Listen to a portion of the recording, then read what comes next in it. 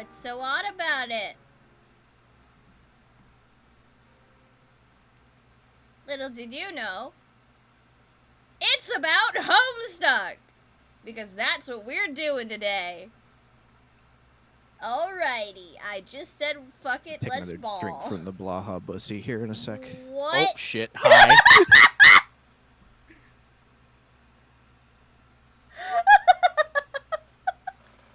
My bad. Was mumbling to myself. What the fuck, bestie? I was like, I say, fuck it, let's ball, let's go. And I that's was not what prepared. I hear. I was not prepared.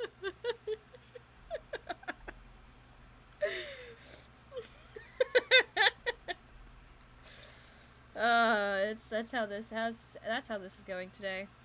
Yeah, apparently. Hello everybody. Welcome in to a stream. How we doing?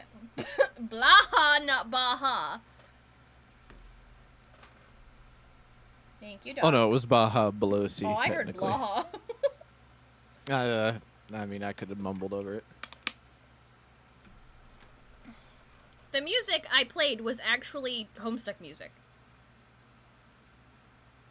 It's one of their piano accompaniments. Say, I need you to... We're gonna have to listen to Rex Duodecim Angelus again. At some point. Yeah. Also, yeah, chat, for your information, before I even start this, let it be known, I have already mentioned Homestuck TTRPG to Bestie. Anyway, Some of you might be fucked. Everyone's fucked. Everyone is. Fair, actually, yeah. Everyone's fucked. Let me introduce you guys to Homestuck, which was a webcomic introduced in 2009, by the way. This is a webcomic that I actually got to read when I was in middle school to high school. It is something that holds a very deep place in my heart and is one of the most confusing pieces of literature I have ever consumed. That's coming from me. I don't know if you can even classify it as literature. I mean, it's writing, isn't it? No, I mean like traditional literature. Nah, this ain't even close to that. This is not at all. This is a gangle fuck of words. It really is. And in Homestuck's past, when the Flash systems were taken down off the internet for good because they were old and fell apart, Homestuck actually fell apart with it because a lot of the animations and things were done with Flash. Because of this, it had been archived, and people had kind of assumed the fandom had died with it. No. With the recent release of the pilot, the head pass didn't work, Sky. Oh. That might be because I forgot to open Mix It Up. Oops. I like how that motherfucking egghead keeps looking over in your direction like he's wondering what the hell you're talking about. Stop looking at me! As he looks away. Yeah.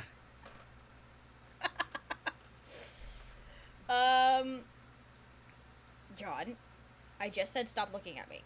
Cease. It is open now. He don't give a fuck. What was I saying? I was on a tangent. With the recent release of the pilot, yeah. Didn't it hit over 1 million views? Hold on. Let me open YouTube. I swear there was touch anything. I'm opening YouTube. A tweet that I had seen that they actually did hit it. Well, I can look at it right now. Yeah, I know. That's why I'm waiting. 1.7 million views so, after a week of being up. Needless to say, the Homestuck fandom isn't dead. It's just still dormant. As shitty as it was. Oh yeah, it's still as shitty as it was. So, before going into this comic, I want to preface this to you guys that Homestuck was made in 2009. It is going to have old slang, more problematic words This was made before political correctness was a thing. We are going to do our best to avoid a lot of the bullshit that Homestuck had, but I am going to subject you to the entirety of the comic. Not to mention, once we're done the comic, we're playing the games. You can't stop this. This is happening. Hi, Callista! It's my boy! It's John Egbert. So, if you guys have questions while we're reading, please ask. I know this is going to be a confusing ride. It was confusing when I read it to begin with. It's going to still be confusing.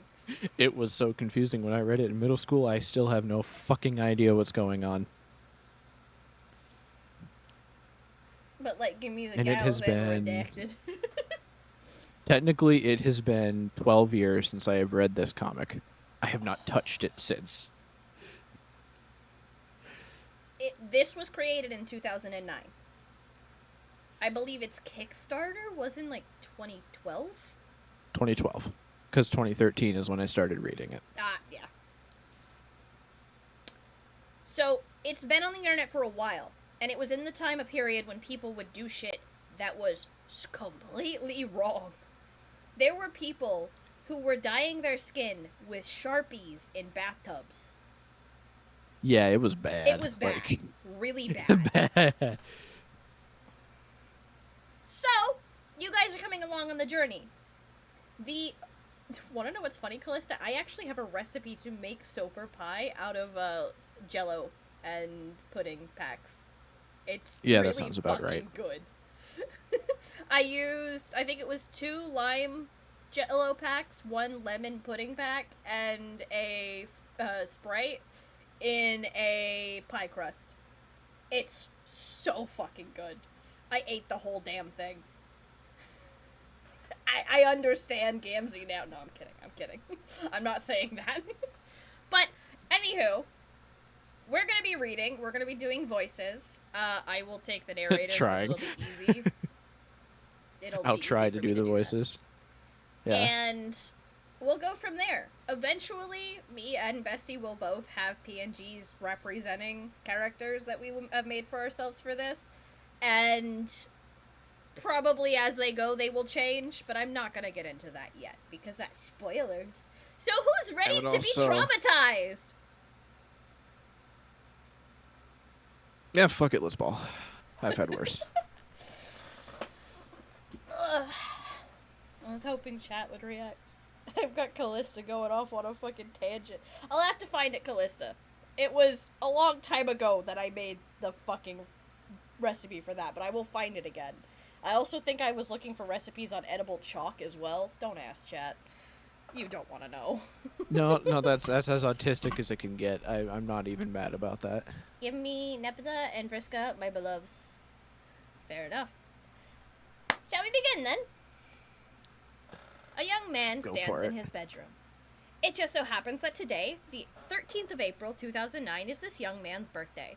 Though it was 13 years ago he was given life, it was only today he will be given a name. What will the name of this young man be? I hit the button. Enter game. Okay. There we go. Zeus Smell Poop Lord. No. Try again. John Egbert. Your name is John. As was previously mentioned, it is your birthday. A number of cakes are scattered about your room. You have a variety of interests. You have a passion for really terrible movies. You like popcorn. Can I read? We'll see. You like to program computers, but you are not very good at it. You have a fondness for paranormal lore and are an aspiring amateur magician.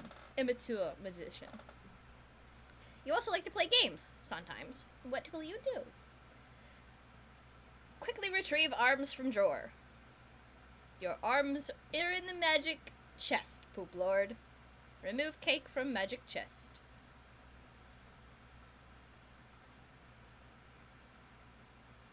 It's just on the bed now. Out of sympathy for John's perceived lack of arms, you pick up the cake for him and put it on his bed. I'm about to bust out my Nepeta cosplay again. I never cosplayed any of the main trolls, but I did have a sweater that I designed based off my OC at the time. And that I no longer own that anymore. I dressed up as John for Halloween one year. I've actually been thinking of getting a frickin' personalized god tier outfit for Halloween this Halloween, but I don't have the money, so that's not happening. I was going to say, one, no money, two, no time. Comfy pajamas, though. Oh, that's true. He retrieves the arm from the Excuse me. chest.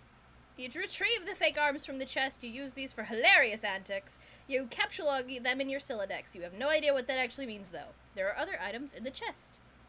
God hates me. Good morning, y'all. Hi, Hades. I need to show off my troller C's. I gotta, like, finish redrawing all of my old ones. Good luck.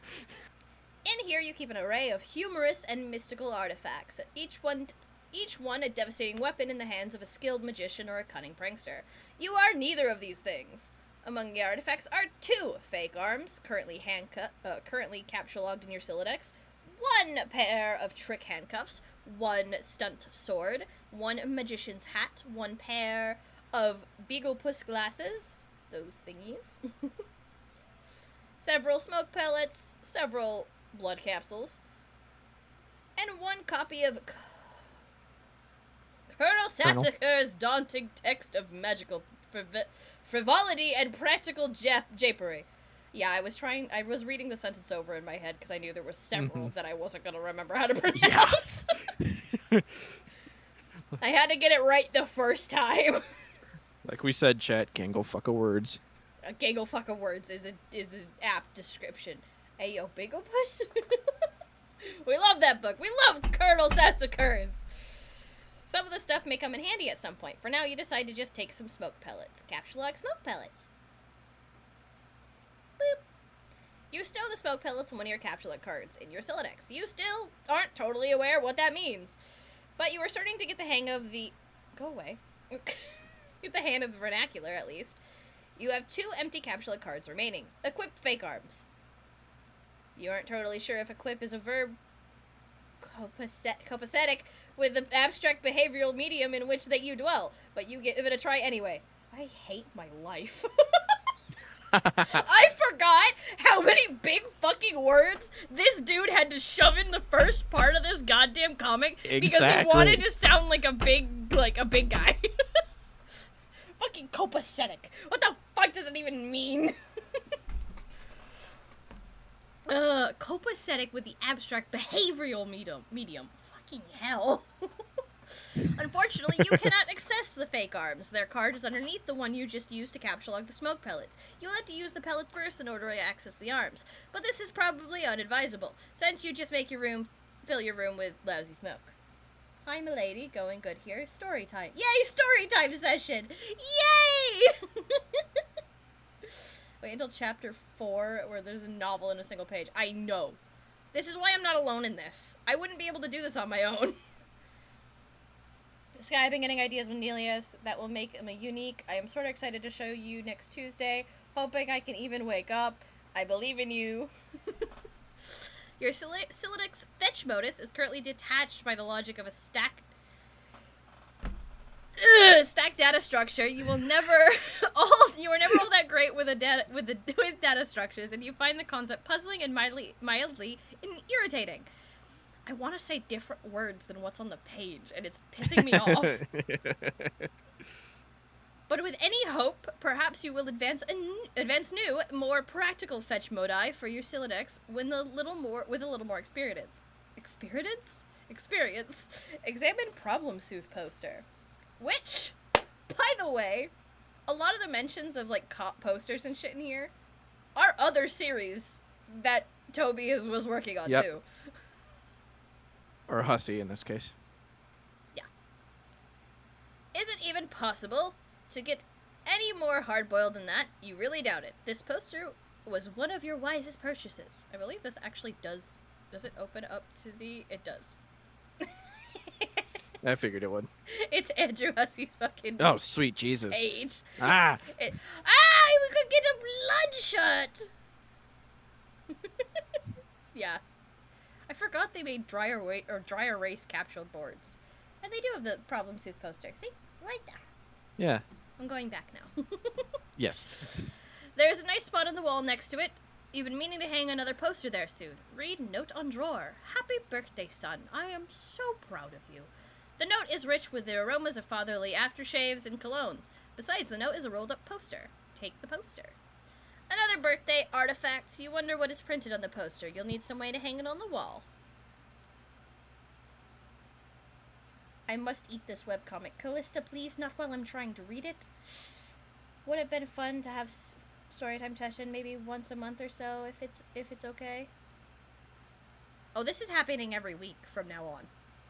You don't understand how much of this comic there is. I'm not doing it once a month. As long You're as asking Bestie's this available, individual to go insane. as long as Bestie's available, we're doing it as much as we can. At least once a week. As long as my voice doesn't give out on me. Yeah. Can you look up how many pages in the comic there are? It's well over several thousand. It has to be. 1 sec. I just cannot off the top of my head remember exactly how many. So it will go once a week or not. Once a week, unless something happens. What's the number? Over 8,000 pages. Damn. We're in for a ride, Bestie. Fucking help me. I think when we start getting, like, to the troll sections when other people are showing up, we will be probably requesting at least a few other people to join us. Well, there's already one we can snag, right? Oh, yeah, no, like, oh, Callista, yeah. my friend, you missed the first 2 seconds of this stream where I quite literally said and admitted I already brought it up to Bestie. I'm super down to join it up. I knew it. Like, there was no question that you would want to, yes. Anyway, acquire hammer and nails. They will come in handy. You first place the hammer into your Silodux, but now with all your capsule cards full, you wonder what will happen if you try to take the nails. You guess it wouldn't hurt to try. So, like this. Take, like, over a few years. Who knows? Take nails. You capsulug 4 nails into the top card and push all the artifacts down the cards. Your fake arms are pushed entirely out of the deck. Oh well, they're probably completely useless anyway, but you don't want to do that again, unless you want to drop the smoke pellets and suffer the consequences. In any case, you now feel like you have gathered enough things to get down to business and do some really important stuff. The next thing you do will probably be exceptionally meaningful. Squawk like an imbecile and shit on your desk. I still never understood this joke, but it came out of left field when I first read it that it still got me. This is the dumbest idea you've had in weeks. Stupid, stupid, stupid. And yet the polished surface of your desk, it beckons. You and I both were stimulated. God, that sounds like something Lambo would do. Oh yeah. Combine nails and hammer.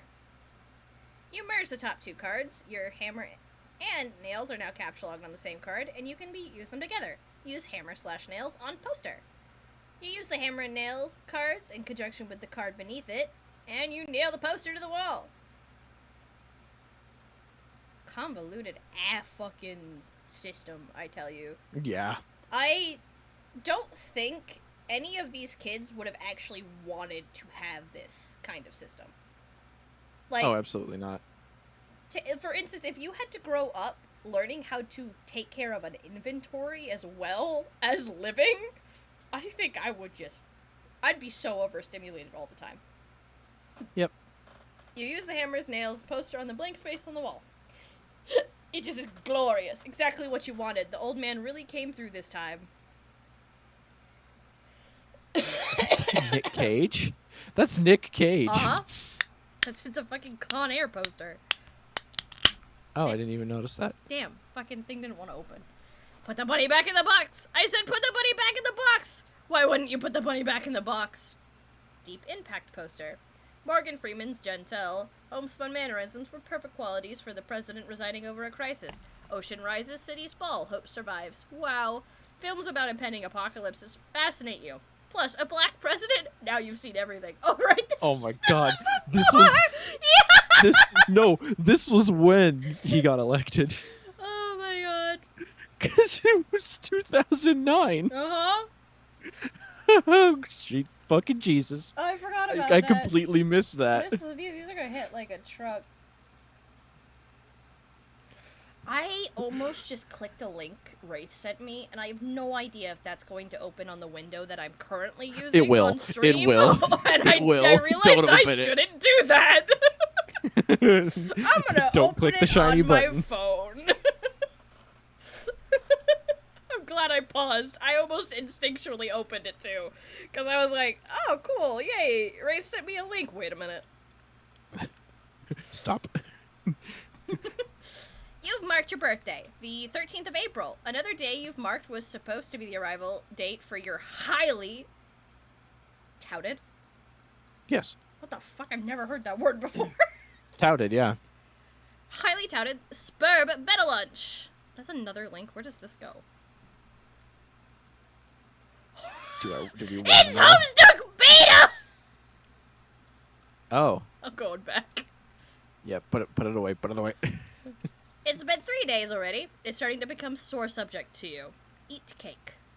You are sick to death of cake! You have been eating it all day. You have no intention of clogging your Siladex with it either. The cake stays put for now. You hear a notice from your computer. Someone is messaging you. Oh.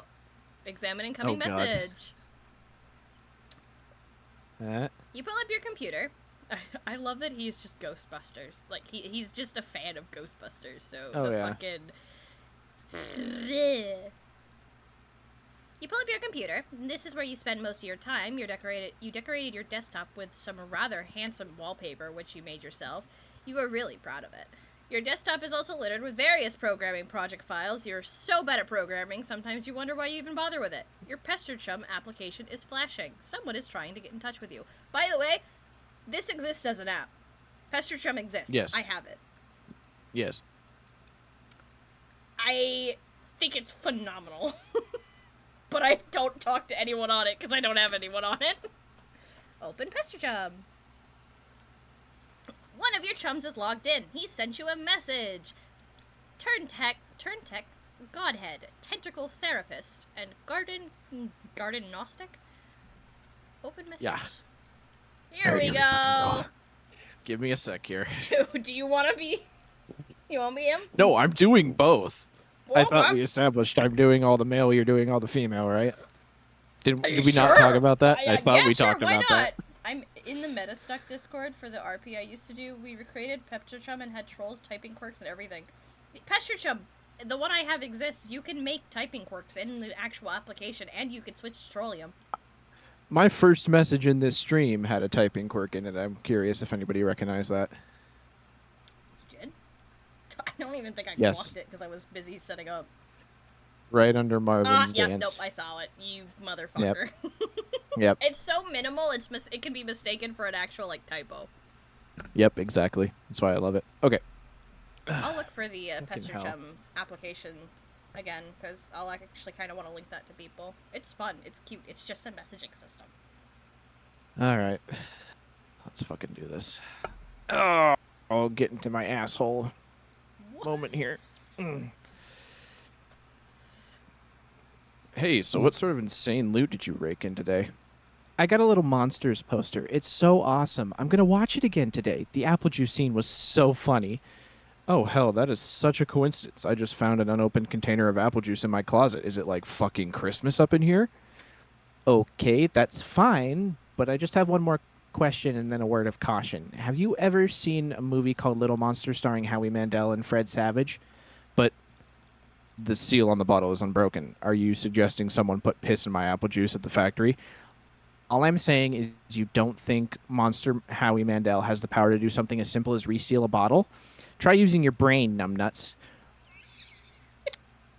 Why did the large kid or whoever drank it know what piss tasted like? I mean, his reaction was nigh instantaneous. It was the 15th day in a row Howie Mandel peed in his juice. Okay, I can accept that. Monster B-list celebrity douchebags are cunning and persistent pranksters. Also, Fred Savage has a really punchable face. But who cares about this? Let's stop talking about it. Did you get the beta yet? No? Did you? Man, I got 2 copies already, but I don't care. I'm not going to play it or anything. The game sounds boring. You just see how it got slammed in Game Bro? Game Bro is a joke, and we both know it. Yeah, why don't you go check your mail? Maybe it's there now. All right. Whee! Look out the window. What do you think, Sky? What do I think of what? What? What's the what towards?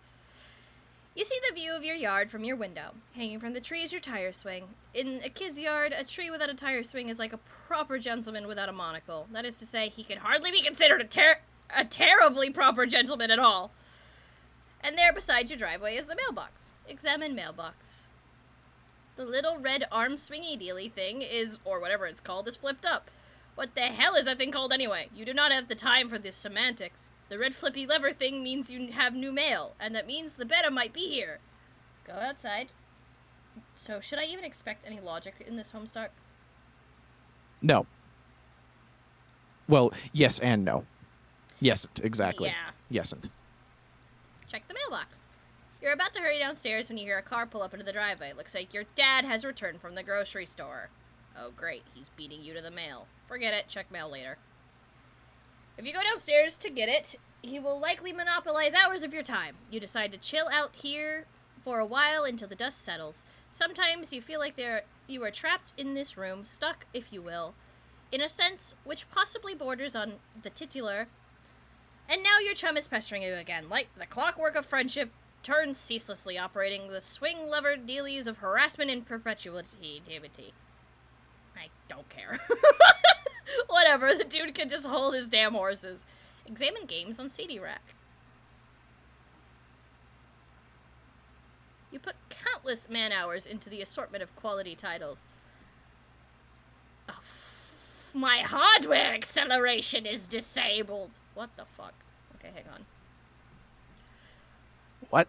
My hardware acceleration is disabled due to issues when it came to actually viewing stuff.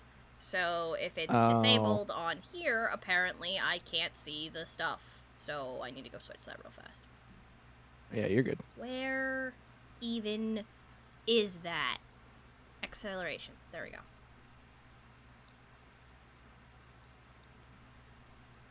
God, it's so fucking funny.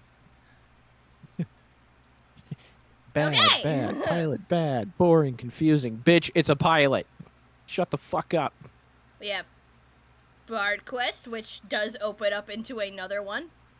We have Problem Soothe, which opens up, ow, into music.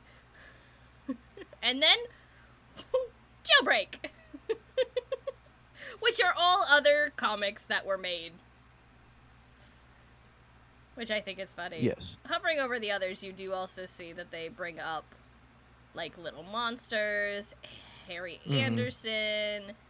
What was that one? Ghostbusters, MMORPG.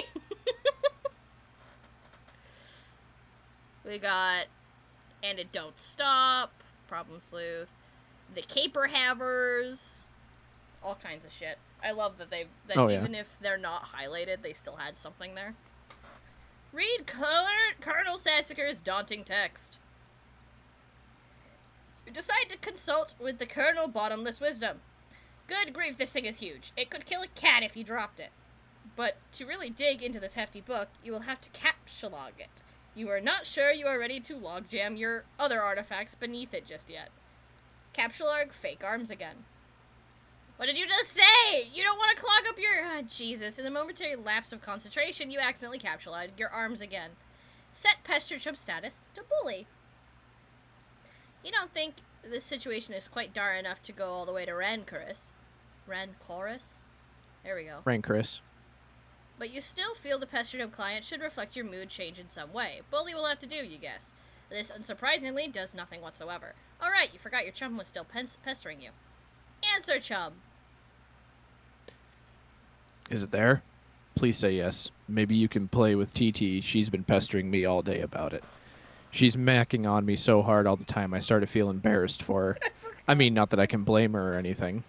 Yes, it is understandable because you are really attractive. I am attracted to you. Thank you. Just kidding. Haha. No, I don't have it yet. My dad has the mail, and I guess I have to go get it from him and see if it's there. And I've been busy spending all afternoon shitting around with my stupid Silodex. It's so frustrating. What's your modus? What? How do you retrieve artifacts from it? Oh, like one at a time, I guess? And if I put too much in, something falls out? Stack? What is yours? Hashmap. My bro taught me a few tricks. He basically knows everything and is awesome.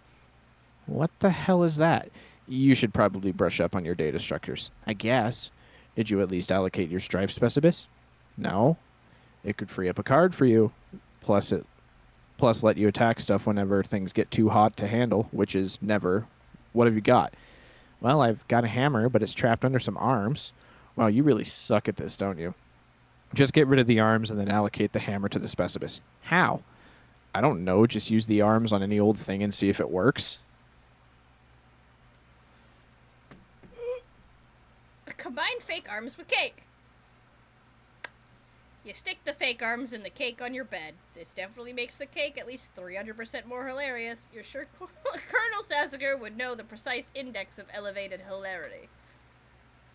I hate it here. Yep. Allocate hammer to strife specibus. Holy fuck, I forgot just how many there were. Way too fucking many. Can I open this in a new tab to zoom in? Oh my god, I can. I'm zooming in! Oh god, here we go. We got pizza cutter, bat, rolling pin, plunger, yo-yo. Yo-yo? Man, I need someone to start beating ass with a yo-yo. Scissor kind, pepper spray, chainsaw, crowbar, broom, poker, ice pick, golf club, hammer. I can't really see what's under. That looks like shovel. Hatchet. Yeah, shovel, hatchet, spoon, statue, spatula, fucking screwdriver, blade, pistol, lamp, stun gun, ball, rake, plank, glove, fork, cane, curling iron, chain, knife, table leg, okay. I was like, table? A full fucking table? Must be a Bills fan. Shotgun, needle, peppermill? Dumbbell, Peppermill, probably. hockey stick, vacuum, mop, trophy. Fancy Santa, I think, is that one. That looks like that. Ladle, cord, iron, saw, cleaver, ice skate, wrench, umbrella, plunger, hose, book, bust, spade, pipe, nail, hair dryer, lacrosse stick, throwing star, Yep, tongs, razor, fire exit? Fire exit, yep. Someone out here using a fire exit as a weapon? Good. Branch, bowling pin, bomb, woodwind, stapler, rifle, candle, paddle, bow, barbed wire, dart, marble, plier, firework, chisel, aerosol, shoe, puppet, fan, brass, rock, and scythe. Yep. There's actually some myths that Filipino hunters in the 16th and 17th century used a tool similar to a yo-yo for hunting. I'm not saying it's a bad shot. I'm just saying they're fucking god. There's a popular character that uses fucking yo-yo. Oh, fucking. I'm zoomed in too far. Persona 5 Strikers, there's a character that uses yo-yos to fight. That's what I'm thinking of. Anyways. You check the backs of your strife specibus for the kind stratus. There we go. You have in mind for it. Select hammer. Your strife specimens have been allocated with a hammer kind abstratus. The hammer has been removed from your capsule deck to your strife deck. So chat, if you had any kind of weapon for your strife specimens, what would you want? Report progress to GG. Okay, I did it. Hammer kind? Yeah. Okay, that will be permanent. That will be the permanent allocation for your specibus.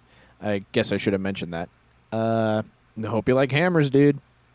Yeah, that's fine, I guess. I can't imagine it's going to be all that relevant. Little did you know, my friend. Little did you know. Capsulog Colonel's Big Book. Now you got some space in your Silodex to work with, you figure you might as well start squandering it immediately. Ordinarily, this ridiculous book would be way too heavy to carry around in a practical way. That was just my brain having a buffer. I don't know what happened there. Tactical? What? Hey, it works. Also in Terraria, they belong to melee weapons. Nice. I mean, that would make sense, a yo-yo being a melee range. I can't, like, I want to see someone fight with it. That's all I want to see. Now that you've got some, I read that. I'm on the bottom line. Or practical way. You guess maybe this is what is wrong with me? You guess maybe this is one respect in which the cards present some convenience. Holy shit, that shouldn't have been so hard for me to say. If we take like 2 seconds, I gotta piss. Okay. I mean, I'm sorry, I'll be right back. Examine GamePro magazine. Why the game of the year, whatever, isn't as good as some other stuff that I like that's better. Read article. So, okay. Spurb is this game that a lot of cats seem hella I don't want to fucking read this. I just realized that this isn't terminology that's gonna make me cringe and hurt and pain. I'll still read it, but, you know. So, how is you guys doing? Are you enjoying story time with Sky and Bestie? Practical, the thought process of deciding if an item has suitable practical tactical usability. Anything can be a weapon if you know what to do. Trare? I think there's something genuinely wrong with my brain today. Spurban's game a lot of cats seem hella pumped of, and this beta is sitting on my desk for a review, so I'm like, yeah, man, I'll write something. But I don't know. I'm like, so this is a game about houses or some noise? That's fine. I'm sure that's like fucking dynamite in a handbag for some brosifs. But all I'm saying is, when do you get to thrash anything? While you play in house or some shit, are you ever in jeopardy of getting mud on your doll's dress or whatever from busting out? And I quote, the mad stunts all wicked up ins. I hate my life. Know what I'm saying, bro Yoma? I didn't actually play the game, but I gave it 1.5 hats out of 5 to keep it real. At this point, I like to give a shout out to my boy Dennis, who was over the other day. We were gonna chill out in front of the Dark Knight, and he was so psyched of it, y'all. So this one time, he was leaning against the screen door, and that shit popped open, and the back deck was wet, and he slipped down the steps and broke his thumb on the lawn.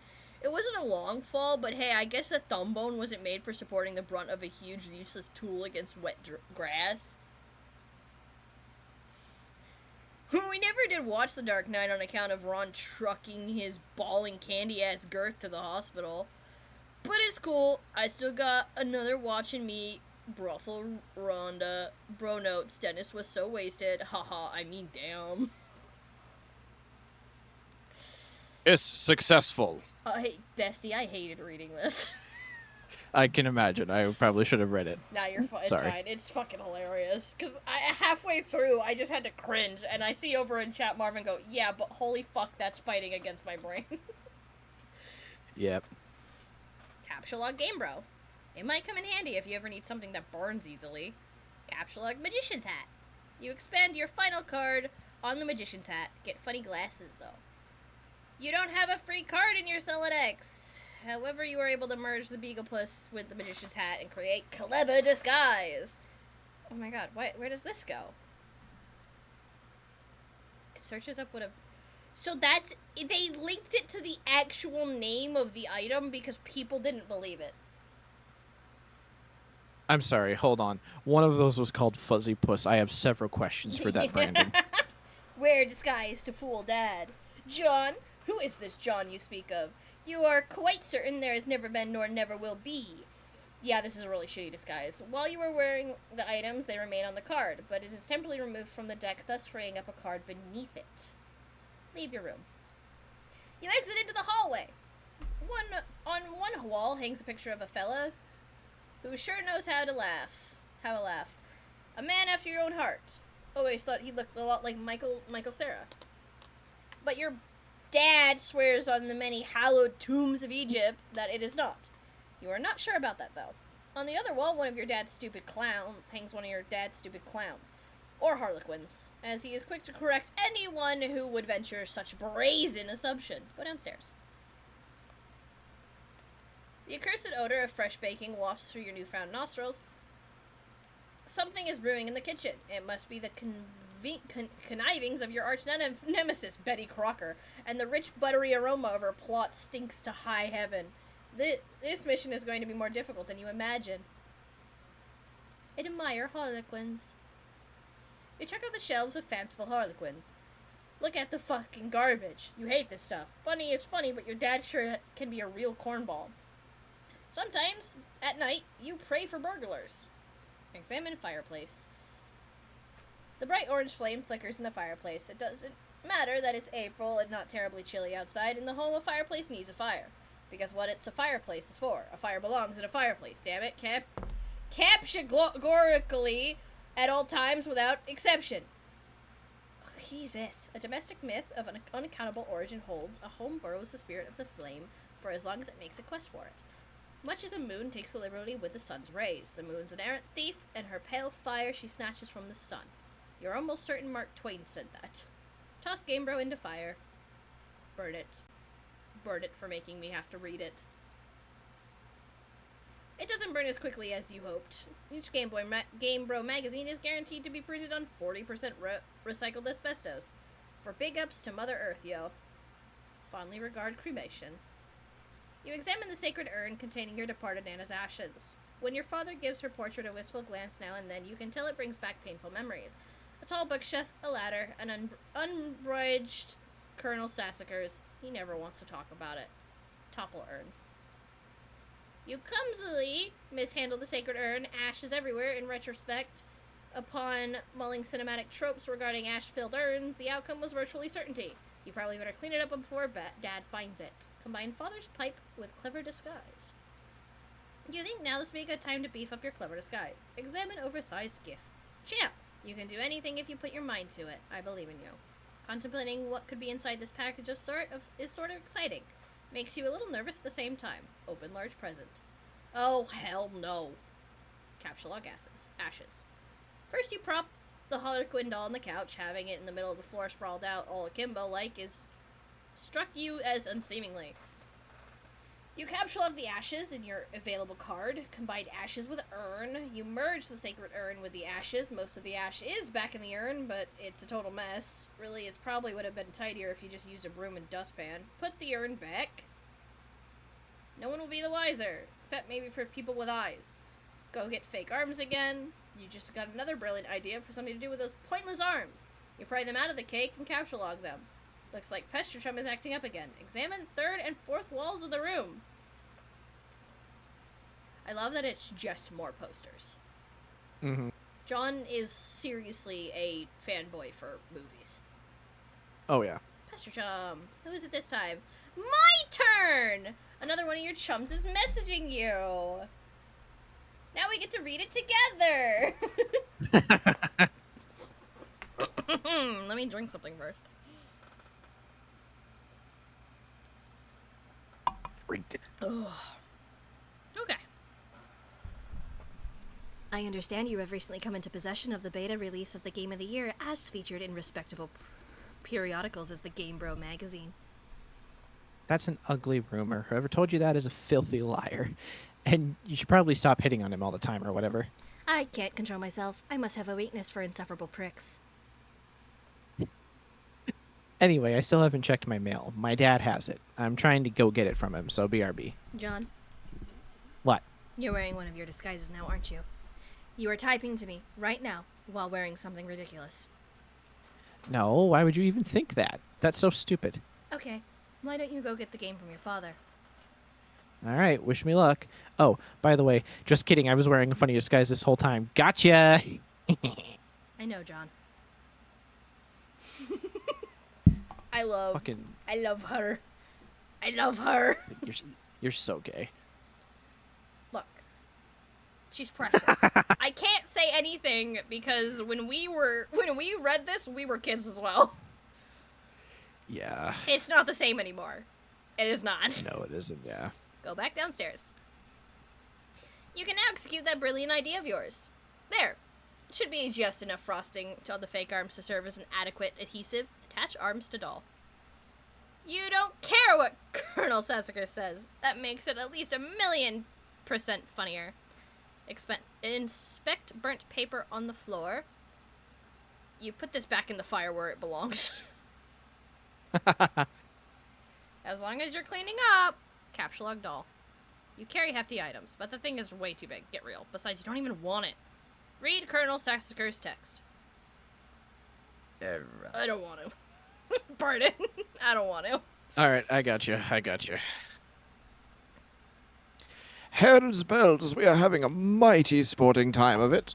Hold fast, my intrepid fellow pranksmiths. We merely nicked the mahogany of our japing chests.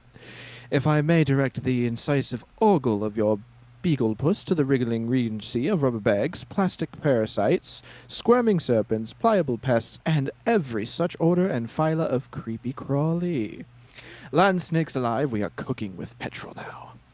In further exhibits, we shall dwell on artifice use to your exploits. Is your pappy's rod and reel handy? What about a bit of iron cord? It shouldn't prove elusive. Bring those writhing rascals to life and set the nerves of some old maid to the wreck of Hesperus. Do you have a bothersome aunt who never seems troubled to find ways with your sunny afternoons? A broad, splintery fence, a bucket of whitewash, perhaps? By gum, you'll fix her wagon. And what of that tawny gent who puts his lackadaisical lean near the sarsaparilla font? You'll have that listless octoroon find the spring in his step just yet.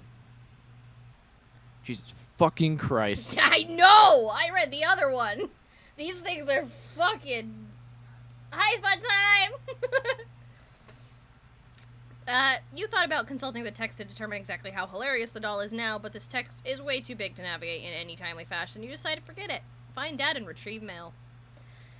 The door on the left leads to the kitchen, from which the smell of baking wafts, a powerful aroma which could lift an especially portly hobo off its feet. The door on the right leads to the study, where your dad spends a lot of time. He could be in either room. Where will you go? To the study! It doesn't look like he's in here right now. Examine Father's desk. Deck. Yeah. On the desk is a deck of playing cards. It really wants me to screw up here. One of your dad's pipes, and the April issue of the Serious Jester magazine, and a stray capsule card. There is also a can of peanuts on this desk. Haha! Oh no! Oh, Dad, you won't be falling for that one again anytime soon. A severe peanut allergy is a terrible affliction to cope with. Upgrade costume with hat from Hat Rack. You swap the magician's hat with a bowler hat. This disguise is somewhat less funny, but a lot more distinguished looking. Combine second pipe with clever disguise. Your dad maintains numerous pipes around the house. A father without a pipe is like a strapping roughneck without a toothpick. That is to say, he is a rather piss-poor excuse for a roughneck, if you ask me. You'd rather not take the pipe, though. The first one tastes bad enough as it is. How you suffer for your comedy. Examine capsule card. Yes, it'll be perfect for expanding the space in your Scylla. Capsule card. Ah! Play haunting refrain, piano refrain. Is this gonna actually play the music? Yes, it will.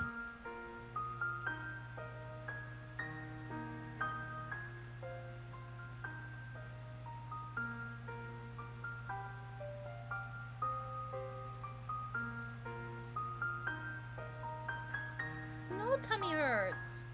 All right. Side note, while this beautiful music is playing, I don't like how everybody in that poster is staring at me. I have never felt so sexually threatened by that entire group in that poster. Sexually threatened. It's getting louder. Yeah, it is. Ow. Okay, I'm switching. Ow. Play 52 pickup. My fucking ears. You play the prankster's favorite card game, even though you are alone in the room, thus rendering it especially foolish version of solitaire. You so stupid. You look at the mess. The peanut gallery over there is sure getting the kick out of it.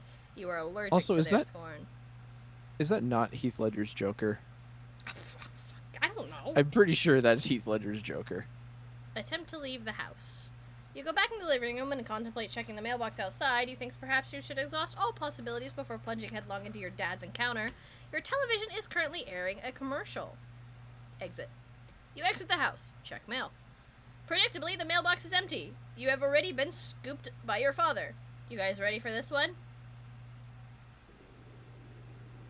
The streets are empty. Wind skims the void, keeping neighbors apart. As if grazing the hollow of the cut reed or, say, a plundered mailbox. A familiar note is produced. It's the one desolation plays to keep its instrument in tune. It is your 13th birthday. And as with all 12 preceding it, something feels missing from your life. The game presently eluding you is only the latest sleight of hand in the repertoire of an unseen riddler. One to engender or sense of not of mirth, but of lack. His coarse schemes are those less of a prankster than a common pickpocket. His riddle is absence itself. It is a mystery dispersing altogether, like the moon's faint reflection, with even one pebble of inquiry dropped in its black well. It is the most diabolical riddle of all. Absence diminishes little passions and increases great ones, as wind extinguishes candles and fans off fire. Walt Whitman. Yes, you are certain Walt Whitman said that one. 100% positive. You have a feeling it's going to be a long day. I still think this is my favorite, point where it got me, hooked. Yeah. I was like, what fucking monologue did you just have to go on to get here? Also, wait, why is everybody saying pardon and looking at me weird? I forgot what I've said already. Did I say something? Poster. Oh, right, that one. Leave a surprise for the mailman. No! See if your father left the mail in the car. Oh, pardon. Jesus. The door is locked and your dad has the car keys. You peer in through the driver's side window. You don't see any mail, but you do see a green package. There's also something underneath. It looks like a slip of paper. Could these items have come in the mail? You don't see anything else that's usually in the mail, like bills or coupons. Maybe your dad forgot to take this stuff inside. Spy in the kitchen. You try to get a gander through the kitchen window, but you can't see a whole lot. Seems your dad has been doing so much baking, the glass is steamed up. God, he is so weird. But you can see that on the table just beside the window, it looks like the mail is there. Including among it is the red package. A red package, some bills, your dad's PDA, and an envelope that appears to be suspiciously labeled with the Spurb logo. Could it be? Unfortunately, the window is locked. Go into the kitchen. You have no other choice. You are going in. Clever disguise, it's time to work your magic. John, enter.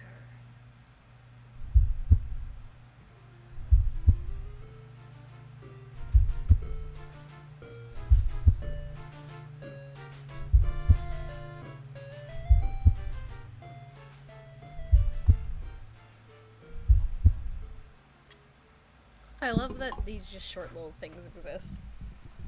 Oh, yeah.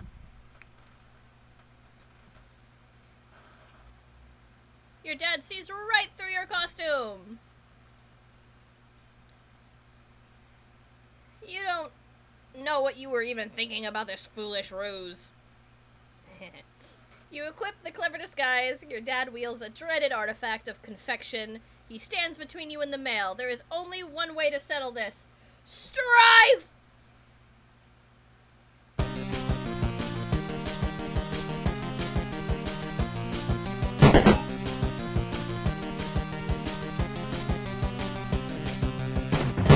What's that sure do? To domesticate. It's so loud. Retrieve the package and flee. You cannot abscond. This pesky guardian is blocking your path. You will need to engineer some sort of distraction. And now he brandishes yet another artifact of confection. The man is ruthless! You better brace for impact in the most comedically striking fashion possible. Equip disguise for defense! The Beagle Aegis absorbs the brunt of the treat. Looks like Dad will enjoy the prankster's gambit on that exchange, as it usually is the case.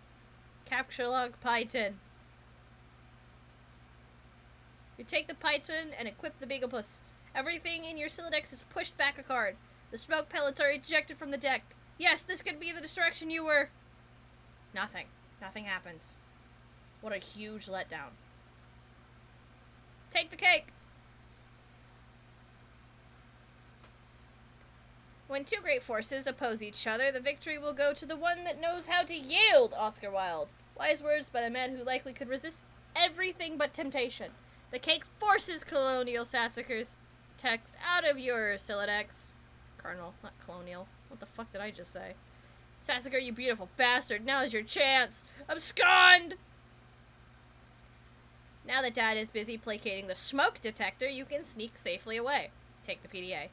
You snag your dad's PDA. Maybe later you can switch the background image to something hilarious as a prank. Besides, it may come in handy later.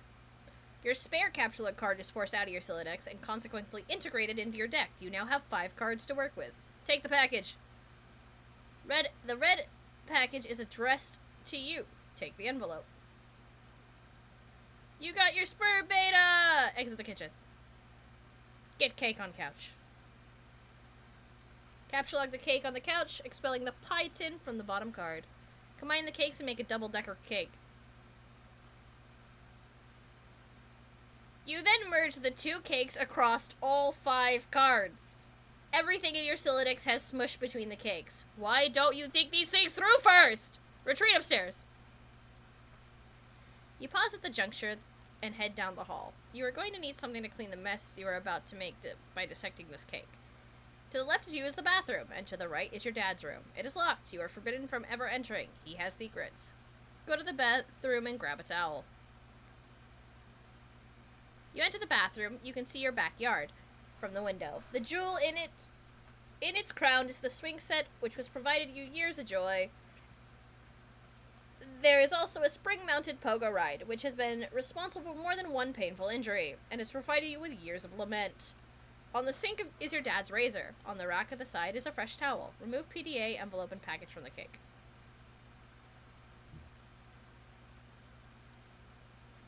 You take the razor, use it to perform surgery on the cake. You take the towel and clean off the extracted goods. Retrieve your items. The items force the manhandled cake into the toilet, and just like that, your Siladex is full again. God, this thing is annoying.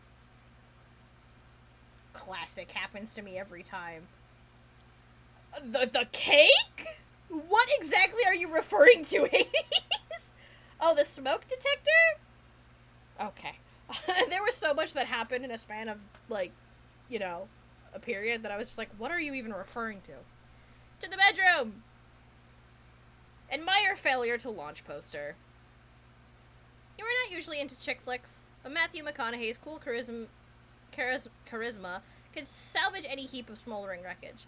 This is your McConaughey wall. A casual shrine to an amazing actor. Yeah. John wasn't gay or anything. Yeah. The film above that one is a lot better. Can you see her? I want you to picture that little girl. Now imagine she's white. You got us, Matthew. Your smooth talking exposed our latent racism. Damn, you were good. What? Check Pester Chum. Oh my god, the noises. Oh, that is Jane. So, hi! Happy birthday, John! Hello! Okay, I'll talk to you later! Turn Tech God had us begin pestering ectobiologist. Hey, Gigi is looking for you. Why are you even so popular all of a sudden? Is today some sort of special occasion or something? Did you do something to curry favor with ladies? Did you break your leg on a puppy or some shit? Dude, what are you doing? I discovered a comet. That thing is going to destroy Earth, and it was named after me. Now I am famous, and everyone wants to talk to me a lot. No, stop. Just no. Don't talk about your awful, stupid movies or make references to them. Your gross man bro crush on Matt McConaughey is an unsavory thing to behold.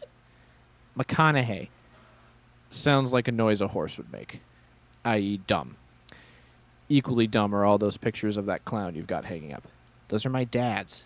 I was talking about Nick Cage. Oh, what? No, man. Cage is sweet. So sweet. So lame. You don't even like him, ironically, or anything. This is like for real, isn't it? I do things ironically sometimes. What about what I sent you for your birthday? No, those are awesome. What? No, they're stupid. Which was the joke? The ironic joke. Get it? Wait. You're actually wearing them, aren't you? I'm wearing them ironically because they're awesome. The fact that they're ironic makes them awesome, and vice versa. Are you taking notes on how to be cool? Jesus, get a fucking pen. You do realize they touch Stiller's weird, sort of gaunt face at some point. Ew, yeah. Oh well. Anyway, speaking of which, did you get the mail? Yeah.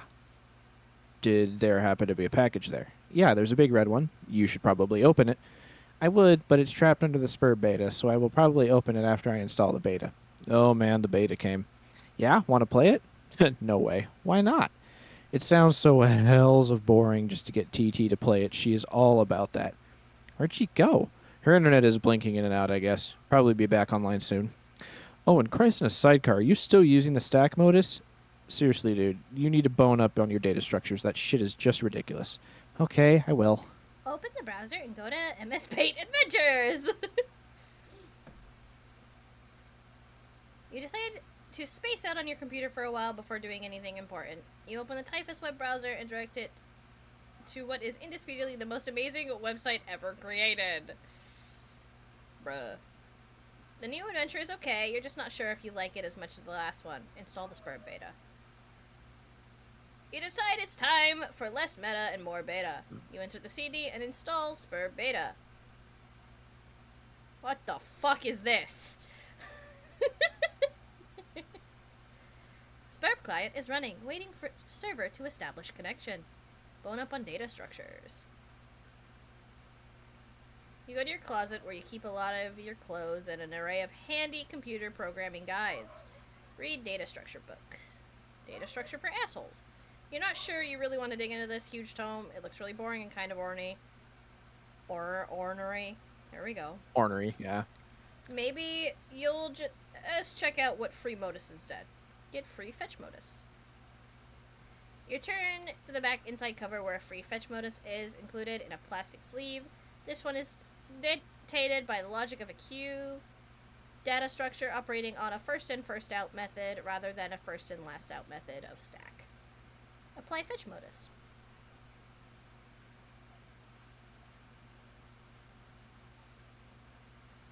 Items captured in your Sildex are no longer immediately accessible. You can only use the item on the bottom card and must wait for the upper items to be pushed back to it.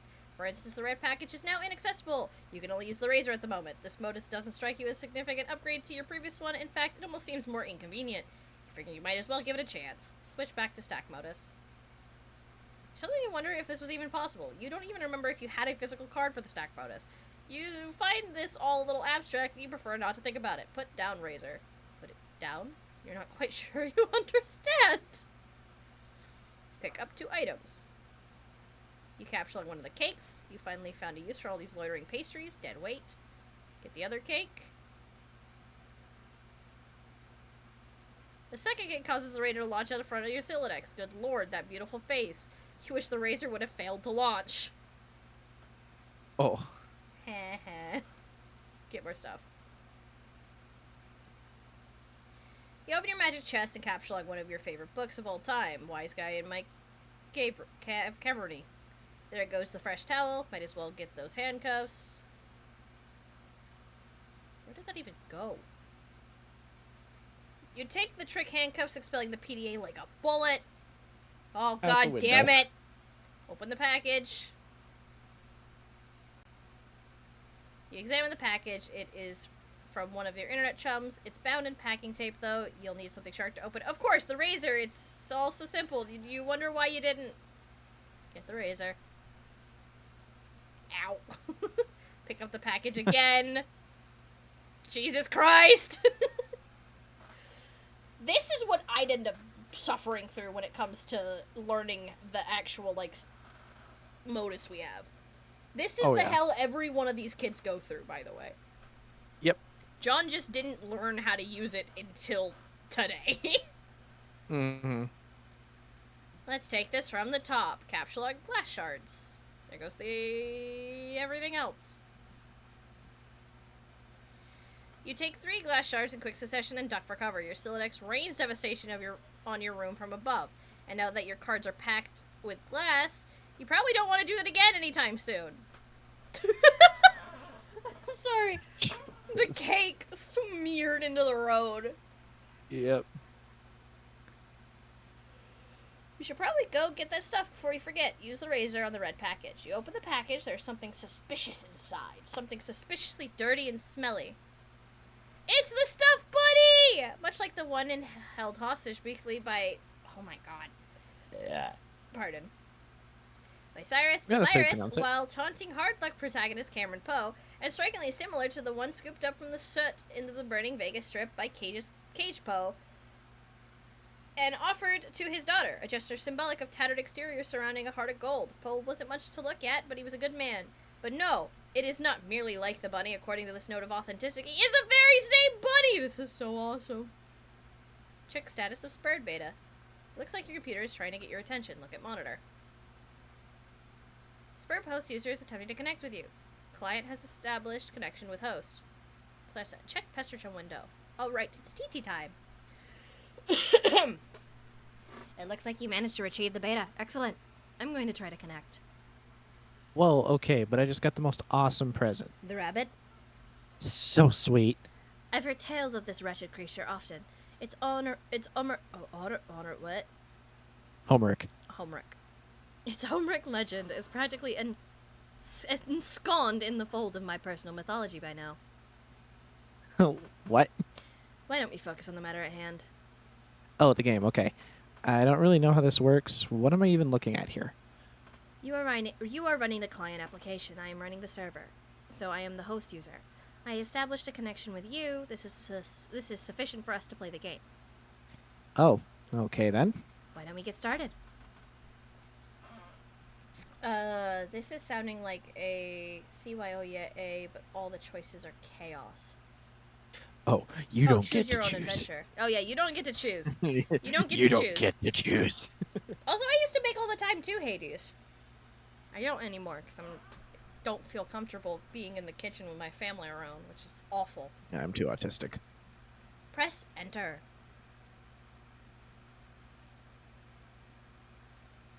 Do do do do do do do.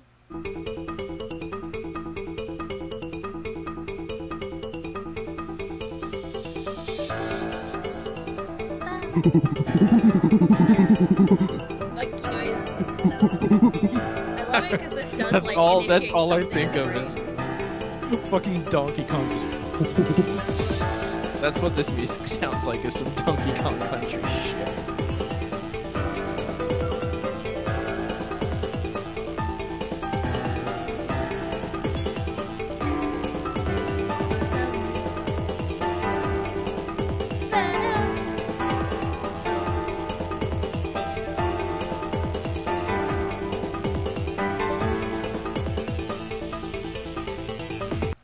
Okay, that made me happy. Sorry, I had to listen to that in full. No, you're good. Mouse over the interactions buttons. We have select, revise, deploy, Pernelia registry, grist cache, explorer, Enthum, alchemy, excursus. You can't click on any of them. Sad.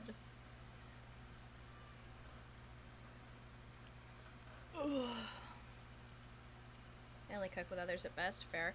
Select magic chest. Zoom out.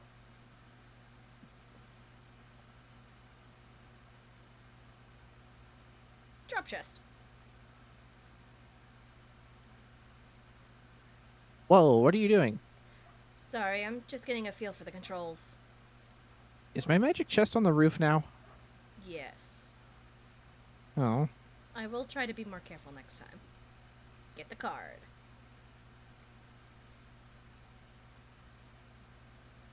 So now, You find your missing stack fetch modus, and are quickly reapply it to your Sildex. You can now opt for either the stack modus or Q. At any time, you toggle between the fetch modi with gleeful abandon. Looks like your dad is leaving again for more baking supplies. You are relieved to have the house to yourself again, if only for a few minutes. You just hope he doesn't notice the magic chest on the roof, or all the shit you threw out the window, for that matter. Select stuff in yard and move it back into the room.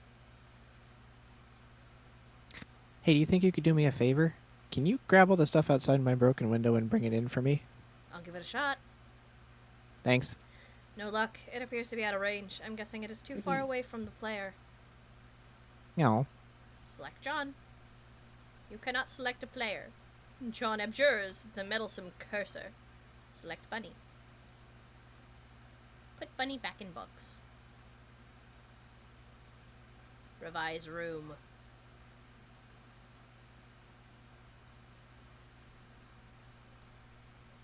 Doof.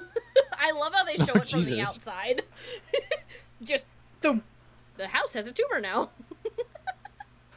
Open Penalia registry. Deploy totem lathe. Which, by the way, all this shit is stuff you guys should probably keep an eye on, because all this shit is something we can play in a game. I'm not going to track any of it. I'm going to forget it. I technically already went over all this shit with you. And I remember nothing. Examine totem lathe. You don't know what the heck this thing does, but it looks neat. Open Grish cache. It seems expanding in the dimensions of your room costs us build grist, but deploying the lathe did not appear to incur any expense. I dropped my pen. It looks like certain objects are freebies, probably to help you set up the game. Wow, okay. What do they do? I think it's up to you to find out. All I can do is drop the stuff in your house and move it around, apparently. How do I move stuff around? Sounds fun. I don't think you can as a client. We'll need to install the server application. You should have received both in separate envelopes. I am running both on my computer right now. What? Did you get another envelope in the mail? No. Once you install the server and establish a connection, I'm sure you'll be able to manipulate my environment in the same manner. Are you sure you didn't get one? Oh, man. I think I know where it is. In the car! Now that your room is bigger, why don't you move to the far corner? It will extend the range of the cursor, and I can reach the items, which you threw out the window for some reason. Good idea. What have you been doing in here all afternoon, anyway? I was fussing with my, not saying that, Silodex. But I think I have it under control now. What modus do you use? I like to use trees. Oh, no, that sounds so awkward. It's not exceptionally practical, but I think they're elegant. Stand in corner. Fucking 2009, god damn it. Yep. Like I said, chat, there will be things in this we will skip over specifically because I'm not comfortable saying it on stream. And In general, anyway, slur. too. Deploy Quickstruder. Thump. Deploy Alchemitor. Why is the floor shaking? Are you dropping more stuff in my house? Yes, 2 more large gizmos. Sweet. What is with all these big contraptions? If I had to guess, they appear to facilitate a sort of system involving punch card-based alchemy. Huh? To what end? I mean, what are we supposed to be doing in this game? That remains to be seen. Maybe you should go investigate. Get the PDA. Serious business. You got the PDA switching back to stack modus, so it is readily accessible. The interface is oddly sterile. No hilarious clown wallpapers or anything like that. Oops, you mean Harlequin wallpapers. The serious business application is open, and it seems your dad uses it to keep tabs on various acquaintances. His fellow street performers, maybe? You guess the performing arts must be pretty serious business after all. Install Pester Chum. This should be useful. Now you can keep tabs on your chums while you wander around the house. Go to the balcony. Hey, I'm out on the balcony now. I am messaging from my dad's PDA. The one you threw into the yard. No, I am telling you. It jumped out of my Silodex like a frightened weasel. What were you doing with it in the first place? I am not sensing a lot of regard for your personal property of others. For the personal property of others. Is this how your pent-up frustration with your father manifests itself? What? No. Those are all accidents. Please take your psycho blabbery elsewhere, miss. Your bathroom is a mess. Did you do that too? Oh man, see, this isn't cool. All this snooping nonsense. There's a cake in the toilet. Yes, there is. I'm tempted to clean this up for you. Okay, if that will satisfy your weird OCD complex, then go ahead. My obsessive compulsive disorder complex. Can a disorder also be a complex? In your case, probably. Sounds complicated. Anyway, I'm going to go have a look at this enormous platformy thing you put on the balcony. Examine alchemitor in a cautious manner. I love how my brain, if I'm talking too low, Does can't not get agree the with you. words. So I start yelling it, and I get it. You have no idea what to do with this thing. You can't find any controls for it. Having exhausted all other possibilities, you just decide to stand on it. This isn't very cautious of you, actually. Look through telescope. It's a clear, sunny day. Nothing out of the ordinary to report. At least not behind the walls of your home. Grab the soiled toilet. Whoops. Whoops, what? What was that noise? Is this something I should go investigate? No, I have it under control. You can keep playing with your telescope. Investigate. Ah! I think I can patch it up. Just give me a little space. Why don't you go have a look at the crook shooter? The what? The thing I put in your living room. This was literally how our fucking conversation played out. Yeah, me trying to Word remind for you word. of the old Homestuck lore, which was how they initially got into the game, which is stuff you should remember. 12 years. 12 fucking years, Hop bestie. down the hole. You jump down into the utility room. Get sledgehammer and card. What? You take the sledgehammer and the capsule lock card, combine the two, and quickly apply it to your strike specific. You think it's cool that things don't always have to be federal fucking issue. It's cool that things don't always have to be a federal fucking issue.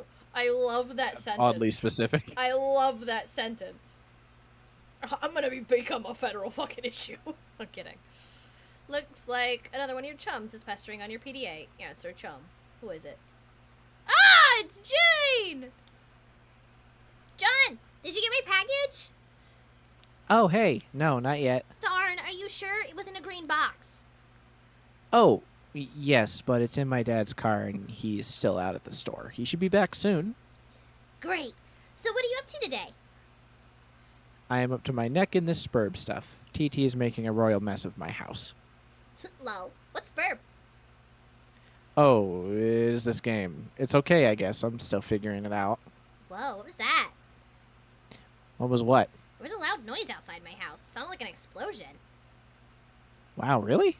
I will go outside and look.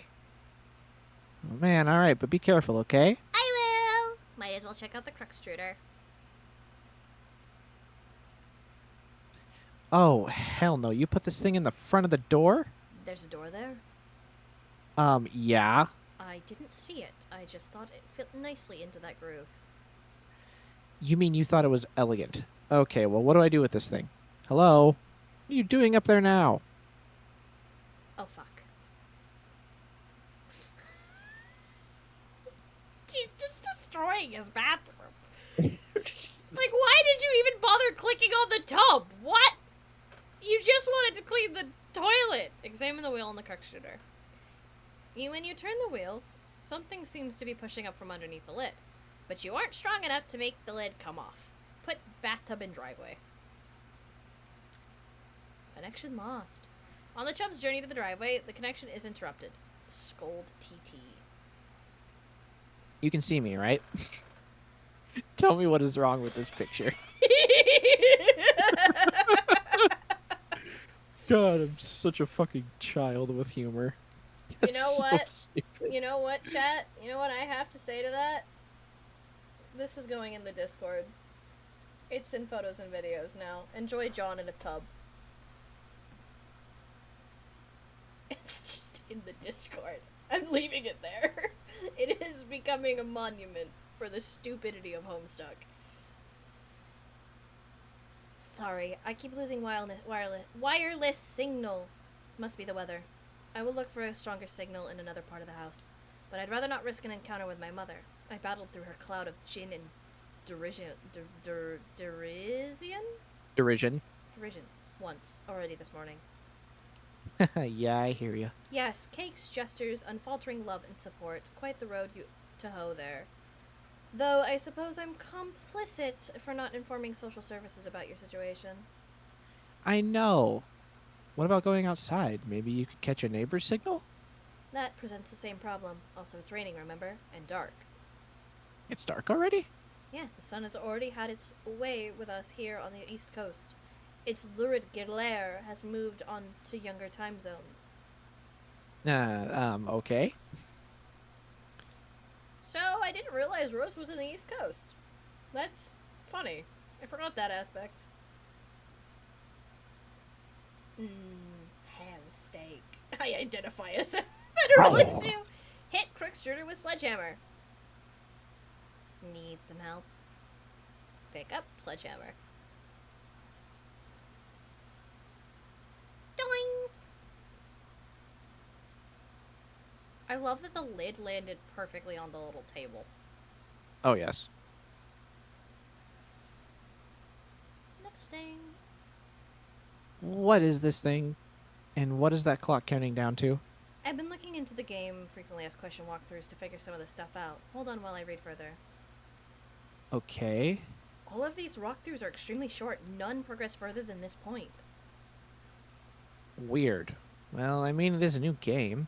True. Now that the lid is off, you will need to extrude some crooksite. Turn the wheel again. You extrude one crooksite dowel. Get the crooksite. I feel like we should be hurrying. The countdown is making me nervous. John, no, your PDA is trapped under the crooksite now, isn't it? Anyway, looks like you're going to need this card too. Deploy pre-punched card. Get the card. You're gonna throw a shard. The Harlequin! A shard of glass is expelled from the deck and maims the Harlequin. Capture log, fanciful Harlequin. The poor fucking guy. You take 2 fanciful Harlequins. The additional useless freight pushes your PDA to the last card, and you then switch the Q modus so that you can access the PDA. More glass shrapnel flies from the deck. This thing keeps following me around. I think it's trying to talk to me or something. That is probably the kernel sprite. It apparently needs to be prototyped twice, actually. Whatever the hell that means. These walkthroughs are horrendously written. Okay. Well, you're the one with the cursor, so just do whatever you think is the right thing to do. Also fix my bathroom. Dropped maimed Harlequin into the kernel sprite.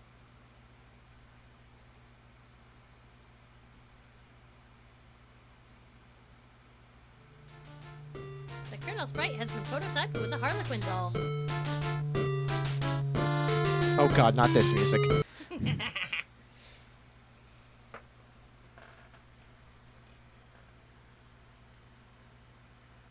I still can't understand this thing's gobbledygook. That was only tier 1 prototyping. There is still another tier of prototyping process, which, for all we know, merely advances the entity through increasingly esoteric states of linguistics. The clock is ticking. We don't have time for this asinine tomfoolery. This unmitigated poppycock. Extravagant hogwash. Oh, okay, stop. Stop typing whatever silly thing you're typing. I'm going upstairs to the big platformy thing. The alchemitor. Huh? Try to learn the lingo. I say to not just Egbert. Motherfucker. Leave me alone, I'm No, stupid. never! Because I'm stuck with you and you know this! Yeah, that's fair. Use pre-punch card with the alchemitor. There is no slart for the card. Slart? Slart? There is no slot for the card anywhere to be found on the altimeter. The Colonel Sprite followed you upstairs. Explore Anthem. Acquiring the Crixus dial seems to have populated the Anthem with one item, a perfectly generic object, capsule log telescope. And there goes your PDA! Where'd that go? You snatched the telescope. Oh, it's on the fucking neighbor's yard. Oh. From the tripod. Who knows? It might be useful, but more importantly, it pushes the Crixite to the last card, making it available for tinkering. The PDA is predictably jettisoned into the yard over the neighbor's fence. Put Crixite on weird pattern on the altimeter. Something is happening.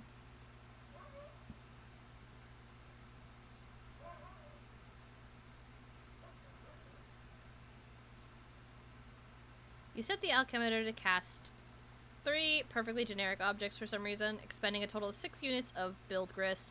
These things look completely useless. What a waste. Out of the corner of your eye, you notice there's something in the sky. Switch modus and use telescope to inspect sky. Look in the sky, numbnuts. You switch back to the stack modus and get a closer look to your telescope. Whatever it is, the Colonel's sprite seems particularly, Jesus, agitated by it. It's a meteor! You're no astronomer. You're no astronomer. Oh my god, you're no astronomer. There we go. But its trajectory looks suspiciously head-on with your current perspective. This is a troubling development. High five the Colonel sprite. You figure you've left him hanging long enough. Attempt to ingest a unit of build grist. It is tempting because they just strongly resemble rock and blue raspberry gushers. However, units of build grist are a gambling abstraction that does not seem to exist in the physical plane. There is practically no crisis so imminent that will deter you from contemplating idiotic and frivolous actions. Frivolic. Your dad is getting home. John, what did you do with your PDA this time? I'm working on the bathroom, but we're running low on build grist.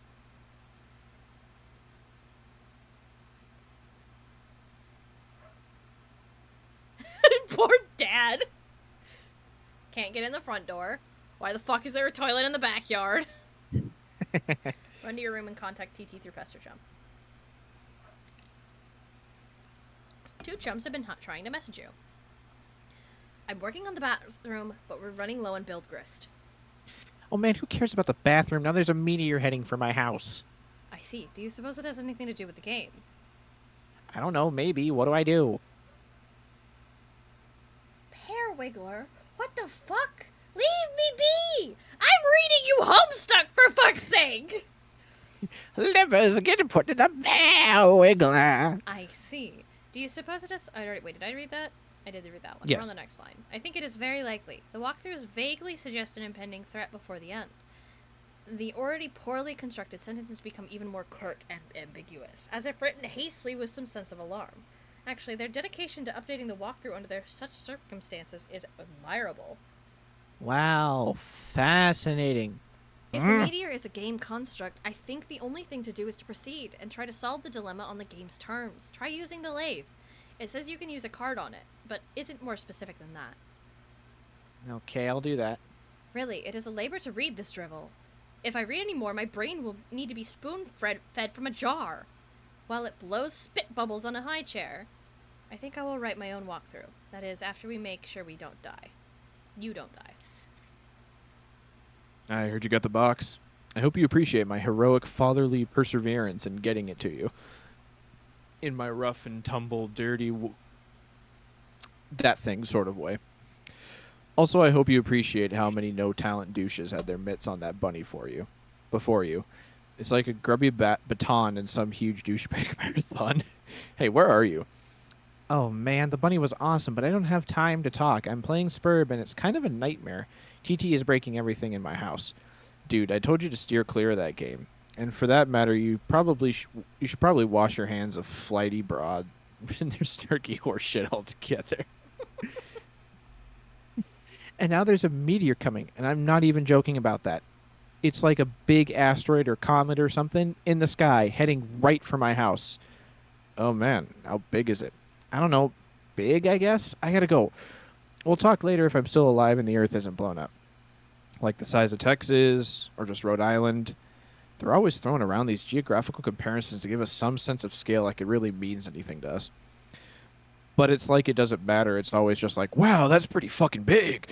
Like, Mr. President, there's a meteor coming, sir. Oh, yeah, how big is it? Is it the size of Texas, sir? Oh, shit. Or, how big is it? It's the size of New York City, sir. Oh, shit. Sir, I'm afraid the comet is the size of your... Sick. Oh, snap. Sir, are you familiar with Jupiter? You mean like the planet? Yeah. Well, it's that big, sir. That sounds pretty big. I have a question. Is it Jupiter? Yes, sir. Earth is literally under siege by planet fucking Jupiter. Oh, shit. Anyway, later. I love how he just kept rambling to John, even though John had just stated, "Hey, there's a meteor coming to my house. Bye." Just kept rambling on about whatever that was. Getting the pear wiggler streamer. What? No! Leave me be! Let me read Homestuck in peace! In peace? Yeah, in peace. I said what I said. Use pre-punch card on totem lathe. You slip the pre-punch card into the slot in the totem lathe. The tool arm deploys a configuration of chisels. Now you just need something blue. Take Crooksite to totem lathe. Cursing your lack of foresight, you return to the balcony for the Crooksite dowel you left on the pedestal. You navigate the hallway, leeringly of your dad, who is presently puzzling over the new fixtures in the hallway. Again, why the fuck is there a bathtub on our stairs?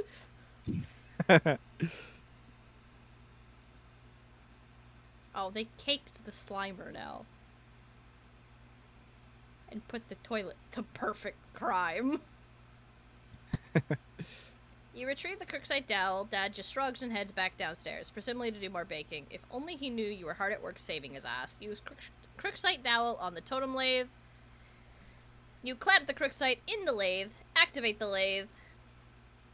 The lathe carves one totem. You take the totem. Alright, I use the lathe to make this blue shapey thing. Now I guess I take it back to the alchemixer again? Hello? The tentacle therapist is no longer connected. Squid, I'm no coward. What the fuck is Homestuck? This is a webcomic that I and Bestie read when we were much, much younger. It was made in 2009, and there is a recent animated pilot that came out that is based entirely on Homestuck, and hence why we're reading it, and hence why I'm forcing all of you guys to be subjected to my tomfoolery.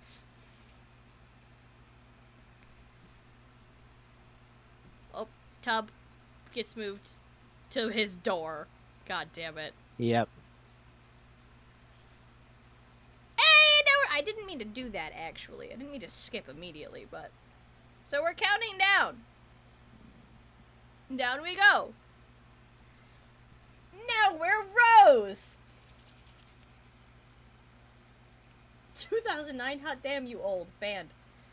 Brother, I'm 26. What do you mean? A young lady stands in her bedroom. Due to the violent storm, her house has just lost power. Along with her wireless internet connection, this has severed her link to the popular video game she was playing with a young man at a critical moment. That young man is relying on this young lady to re-establish a connection somehow. This young lady is named... It's a tip on the tongue. What is the name of this young lady again? Flighty Broad. No, it wasn't that. One more time. Rose Lalonde. Wait, you are 26? Why are we so similar? Stop being me! Callista! I don't know what to tell you! I exist in my own world! You exist in yours! We are so similar! Anyway, examine room. Your name is Rose. As was previously mentioned, you are without electricity. Although your laptop computer still functions on battery power, you have a variety of interests. You have a passion for rather obscure literature, you enjoy creative writing, and some are somewhat secretive about it. You have a fondness for beastly, strange, and fictitious, and sometimes dabble in psychoanalysis. There we go. You also like to knit, and your room is a bit of a mess, and on occasion, if just the right one strikes your fancy, you like to play video games with your friends. What will you do? Retrieve arms from Purple Box. The purple package's contents are private. No one is allowed to look inside. Writhe like a flagellum and puke on your bed. What a terrible idea. The thought alone makes you sick to your stomach. Stroke writing journal and mutter, my precious. You would only resort to such an embarrassing activity while no one is watching. These journals are for your eyes only. Which, by the way, I like this a lot because seeing this again, they nailed Rose's introduction in the pilot. Oh, The yeah. stuffing of the box into a cabinet, the shuffling of her journals under the bed. The violin. Yeah, we might not have gotten to hear it, but still. Damn, I know I'm 26 too, but I shouldn't be old. Though it has been pointed out I am gaining gray hairs. Snow, that means you are way too fucking stressed out. Or it's genetics. Sometimes you just get that. I didn't mean to pull that out. Nah, you exist in each other's heads, one of the same, bro. Get violin. You capture-log the violin, storing it in the root card of your Silodex. Play a haunting refrain on the violin.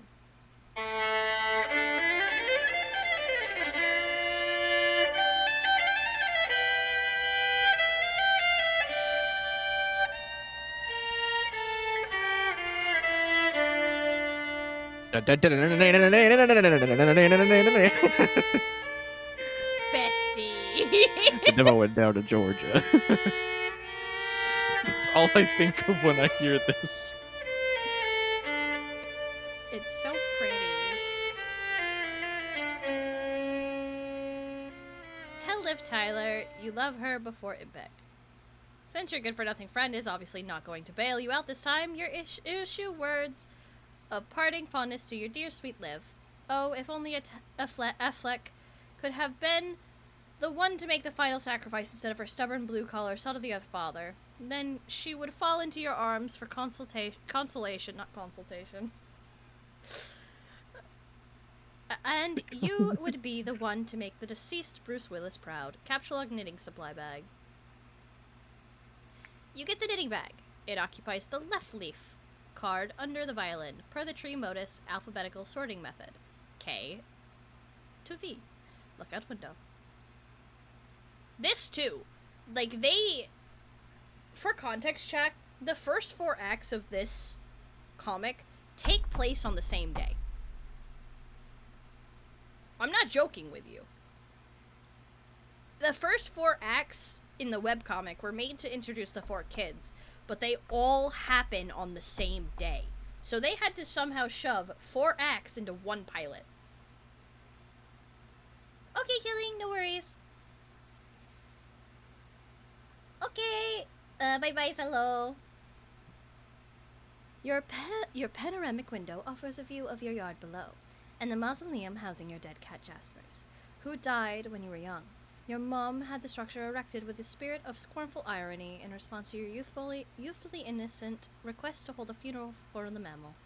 At least, that is how you've come to interpret the gesture in retrospect. You can also make out a silhouette of the laboratory next door, a facility which likely broadcasts a strong wireless internet signal. You may be able to connect to the signal from a different part of the house, perhaps if you seek higher ground. Get laptop. My grandfather on my mom's side of the family had still a color in her hair despite being in her 70s, if I'm remembering age. Happens.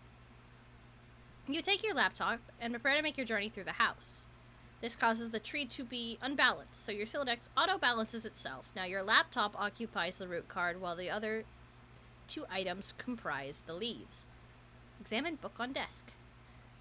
Grimoire for summoning the zoologically dubious. I love that book. I love the name and everything about it. This book is absolutely indispensable for enthusiasts of your ilk, of which there are very few. Take the book. Go explore the house. You leave your bedroom. Hanging just next to your door is a painting of an exquisite wizard. Wizard! Your Sorry, mother I had collects to. these awful things ironically. She must know how much you detest them. Sorry, I hiccuped. And there is no doubt in your mind she stores these dreadful things in the house to bother you. Down the hall to the right... I'm dying. What is happening to me? I'm hiccuping. I am burping. There's a freaking bubble in my throat. Homestuck. Is my body rejecting it? I don't know. Shit.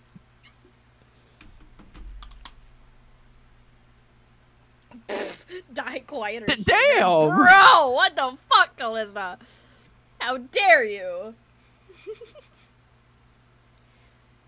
Down the hall to the right is the way to the observatory. Perhaps you'll be able to connect from up there. Your mother's room is also in that direction. You will have to watch your step. Tiptoe to the observatory. You approach a juncture in the hallway. Beyond the juncture is the observatory. This right here.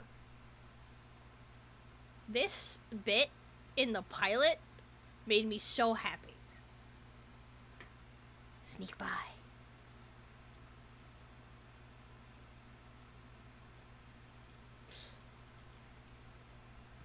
The door leads up to the observatory. You haven't ventured up here in quite some time. The door opens to an exterior walkway leading to the observatory entrance. You've seen less inclement weather before. Oh, the things you'll do to help a friend. Hurry to the observatory.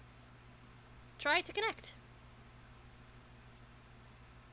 You first put your laptop down on the floor to get it situated. But removing it from the root card causes all the branches and leaves to be severed. Your items are dumped unceremoniously on the floor. Again, I love the systems and how much they fucking piss off the people. Yeah. See what you can observe. You're in a hurry, sure, but it doesn't mean you can't take a moment to peek through the huge telescope. You find a gap in the clouds. It seems a flurry of smaller meteoroids are striking steadily overhead. You're not sure what that means, but it's somewhat disconcerting. Stack laptop on Grimoire to maximize elevation. You'll need every advantage you can get. Access laboratory Wi-Fi network. There are several signals being broadcasted from the laboratory, each of them recently decent strength. One of them is mysteriously and quite conveniently unsecured, requiring no password. You select the signal and connect to the game withdrawn. I'm back. Hurry up and open my door. Not that it even matters. I think I'm probably dead no matter what. Patience, you still haven't used the new totem. Huh? I believe it will create the item on the punch card. So what is it, like an apple or something? What good will that even do? We'll see. I found no evidence that anyone has successfully created the item. The content of the card appears to be variable from session to session. In one instance, it's described as an eggy-looking thing. Sick. Do we have enough of those building jewels to make it? According to the anthem, it's a free item. This speaks to its importance, in my view. Now off you go. Remove door from hinges.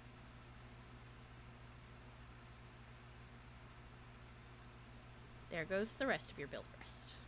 Put the bathtub back. You probably should have just done this in the first place. Take totem to alchemitter. Get those fucking blocks out of the way first! The Colonel Sprite is getting awfully worked up about this. Remove blocks. You store a perfect generic object in your Panera registry, potentially to be deployed later in time. Oh, here we go, guys. Here we go. You ready? Take a bite of the apple.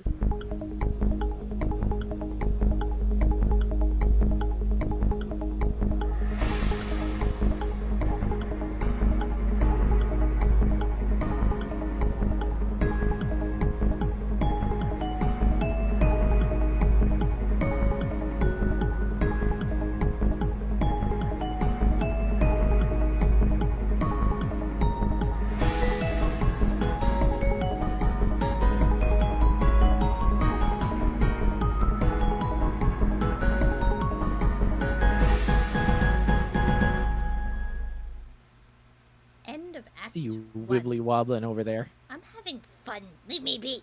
I know you're having fun. Years in the future, but not many. We've made it through Act 1. That's Holy cow. something. At 2 hours, too. At about 2 Something. hours. Jesus. A wayward vagabond records a stuttering step in the sun-bleached dusts. Act 2. Why? Oh, right. This is TT putting in their own thing. I'd be inclined to dispense with the trite even under less pressing circumstances. Needless to say, I'll forego the inscrutable manner which typically heralds the striking free fall of the documents. I'll also resist the urge to brandish any copyright marks, or the particular neurosis that concerns itself with the theft of utterly mundane. I'll allow other deranged prospectors to stake claims on their worthless plots as the world burns around them. My introduction will be sparse. There will be no majestic prose blustering into the sails of the galleon as they embark on the voyage together. Nor will there be any ham-fisted prose whipping its limbs under the bedsheet. Like a ghost, for the matter. I won't set the stage or dim the lights. The mood you will see will be set soon enough. Since you are reading this, chances are you have installed the game on your computer already. If this is true, like many others, you have just participated in bringing the end of the world. But don't beat yourself up about it. There was never anything you could have done to prevent it. The end is happening right now as I type and as you read. I have come to the understand that we are always doomed. Sorry, I saw a message pop up in chat and I got distracted. Where was I now? Fuck. Doomed through the collective ignorance, and now further doomed by those who knew the struggle to flee. If you're lucky, you'll be among the smaller subset of the latter who are successful. What I mean is, while the game you installed is just one more grinding slab of rock sealing our planet's script, it is also your only hope to live. I am presently faced with such same conundrum as you. Even though I speak with more experience, my own outcome is far from assured. I will play the game, as much of it as there is to play, and record my findings. If you want to live, you will do as I instruct. My condolences.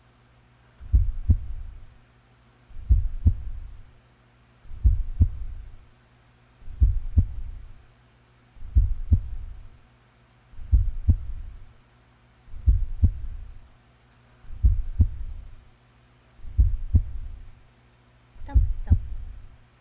Thump, thump.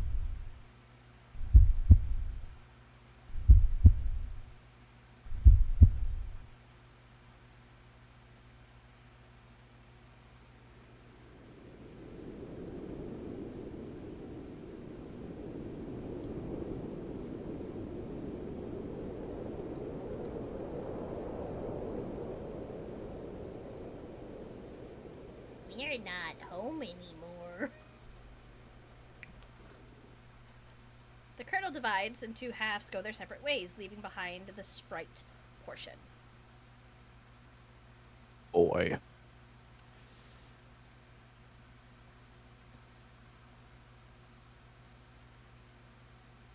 Boy. Boy. What is left of the sprite undergoes a mysterious transformation. For a moment you thought you heard someone say boy, as if whispered in the periphery of your awareness. It is probably just your imagination, though. You, there, boy! Oh my goodness, I forgot about these. I can be here now.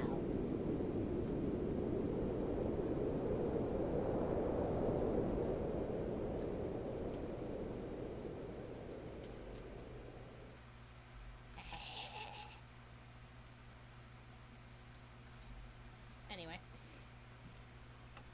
The boy's name is John! Fine, John, return to your quarters.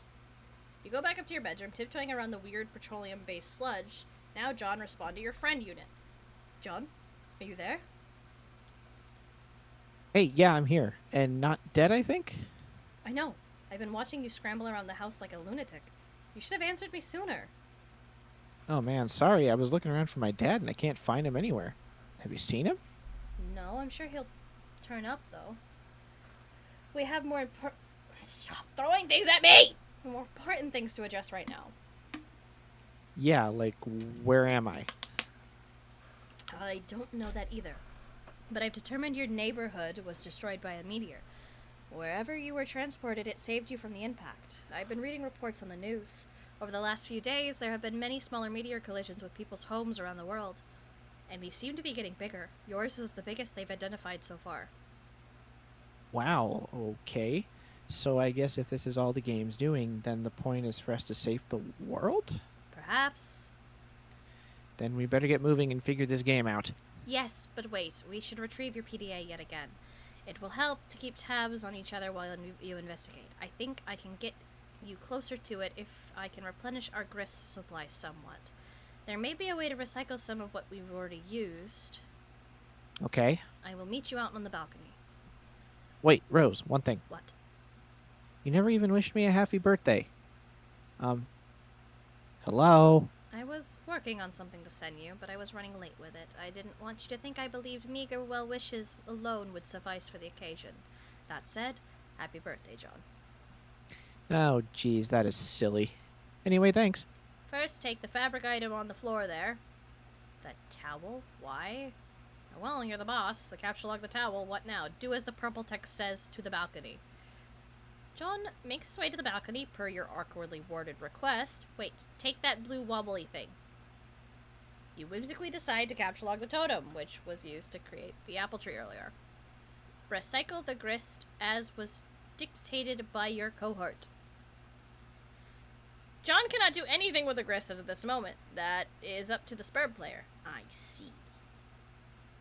Yes, that will suffice. Rose deletes the perfectly generated object. 6 units of build grist are restored to your grist cache. Rose expands on the grist to drag a new plank from the balcony in the direction of PDA. John run across the precarious platform swiftly. John isn't sure about that. It's a long way down. Boy, I said make haste on the narrow catwalk! John is nervous about the idea, and the strident tone of your commands is starting to make him a little upset. Fine, proceed as your level of comfort dictates. Inchy, inchy. Inchy, inchy. You cautiously walk within range of the PDA. Rose retrieves it. Now, take it. Well, that Harlequin is lost forever. You grab the PDA, launching one of your Harlequin figurines into the night. You can kiss that one goodbye.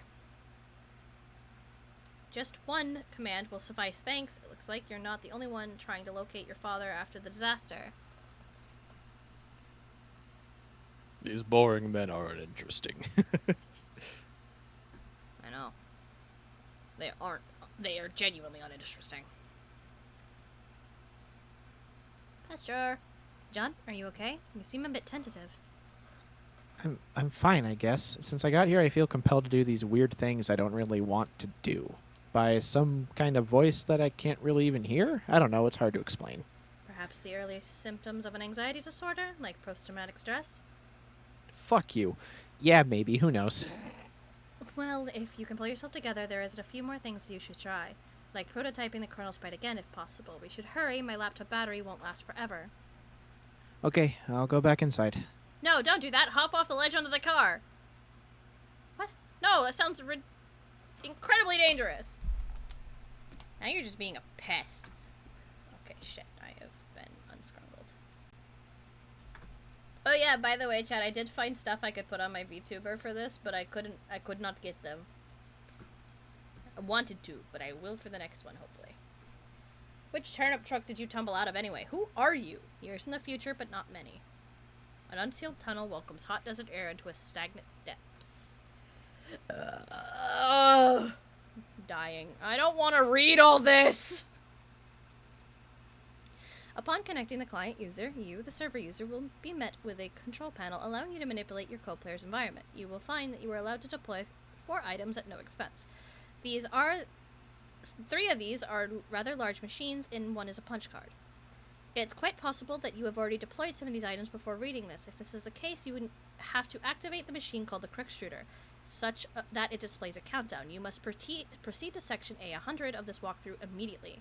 The life of the client user depends on it, and if your co-player has activated this device in your environment too, then yours does as well. And if not, please refrain from doing anything with the Crooksshooter aside from merely deploying it. This will buy us time to think things through properly, and go over the basics of the game before you find your soft, easily punctured head in the jaws of the lion. As mentioned, there are 4 items to consider, each playing a role in the process which appears to be a singular purpose, to manufacture objects out of thin air. The designers of the game, judging by the language used, regard this process as a sort of alchemy. This may allude to the complexities in the production process yet to present themselves. But for now, the variety of objects you are able to create remains quite limited. The items in question are the Crooksshooter, again, tread lightly with this one, the totem lathe and the alchemitor and the pre-punch card. I will describe how these devices work in conjunction with each other, and I will use an analogy of having a key made at the hardware store to help you understand. First, deploy all the objects in conveniently proximity with each other. Be sure not to block doors or pathways with them. You can always revise the dimension of the rooms to make space for them. But I advise against this, or even experimenting with the function. Doing so comes at the expense of build grist, a commodity which appears to be a premium at the onset. and one you'd be best advised to save for later. Quick shooter. Removing the lid signals the moment of your life becomes a great whirling batshit pandemonium, somewhat resembling the chaos of especially an ethnic wedding. Somewhere, a soused uncle deliberately shatters a china on the floor. Muddy livestock is decorated and then lost track of. The question, whose mule is this, at times can be heard over the din. This is now your reality. But aside from that, it marks the beginning of the process I am to ascribe. The countdown begins, yes, also the entity called the Colonel Sprite is released. But neither of these things are all that relevant to the process to my knowledge. More on these things later. What is relevant is the unloaded Crooker's ability to dispense Crookite dowels. It will dispense at least one, though I suspect it's capable of producing more. Given parameters I'm not yet familiar with, in my key-making analogy, these dowels represent the uncarved pieces of metal which the hardware store employee retrieves from the drawer on the rack and sets about carving into a key. The two following items are needed to do the carving. The pre-punch card. Creamy. Why creamy? It is a simple Select card containing the item. There is evidence to suggest that specific item it contains is a variable from session to session. The card I deployed contained a blue apple. Yours may be different. It shouldn't matter, hopefully. Additionally, as the card you may guess is punched like one used to anti-computing system. Punched the holes comprises data, which I believe corresponds to the instructions for creating the item the card contains. That it is pre-punched suggests that the way to punch an unpunched card, possibly imprinting it with the data and item it contains, though no mechanism for this has presented itself yet. But the data on the card cannot be used to create an item directly. There is a middleman. The middleman is the totem lathe. This is essentially the key carving machine. It will carve into your Crookside dowel with a pattern of grooves and contours, a sort which makes a key unique. The instructions for the pattern is supplied by the punch card and inserted into the lathe pre-activation to configure its chisels. Once the dowel is carved, you have the totem serving as your key, which can be used to unlock the card item through the alchemitor. But at this point, I will diverge from my key-make analogy to switch to a barcode analogy, which is not terribly strenuous leap to make, since the concepts of a key and a barcode are essentially the same, one being a unique pattern of grooves, another being varying black lines. If you place the quick shooter dowel, carved or uncarved, on the alchemist's small pedestal, the robotic arm will scan the contours with a laser, hence the barcode analogy.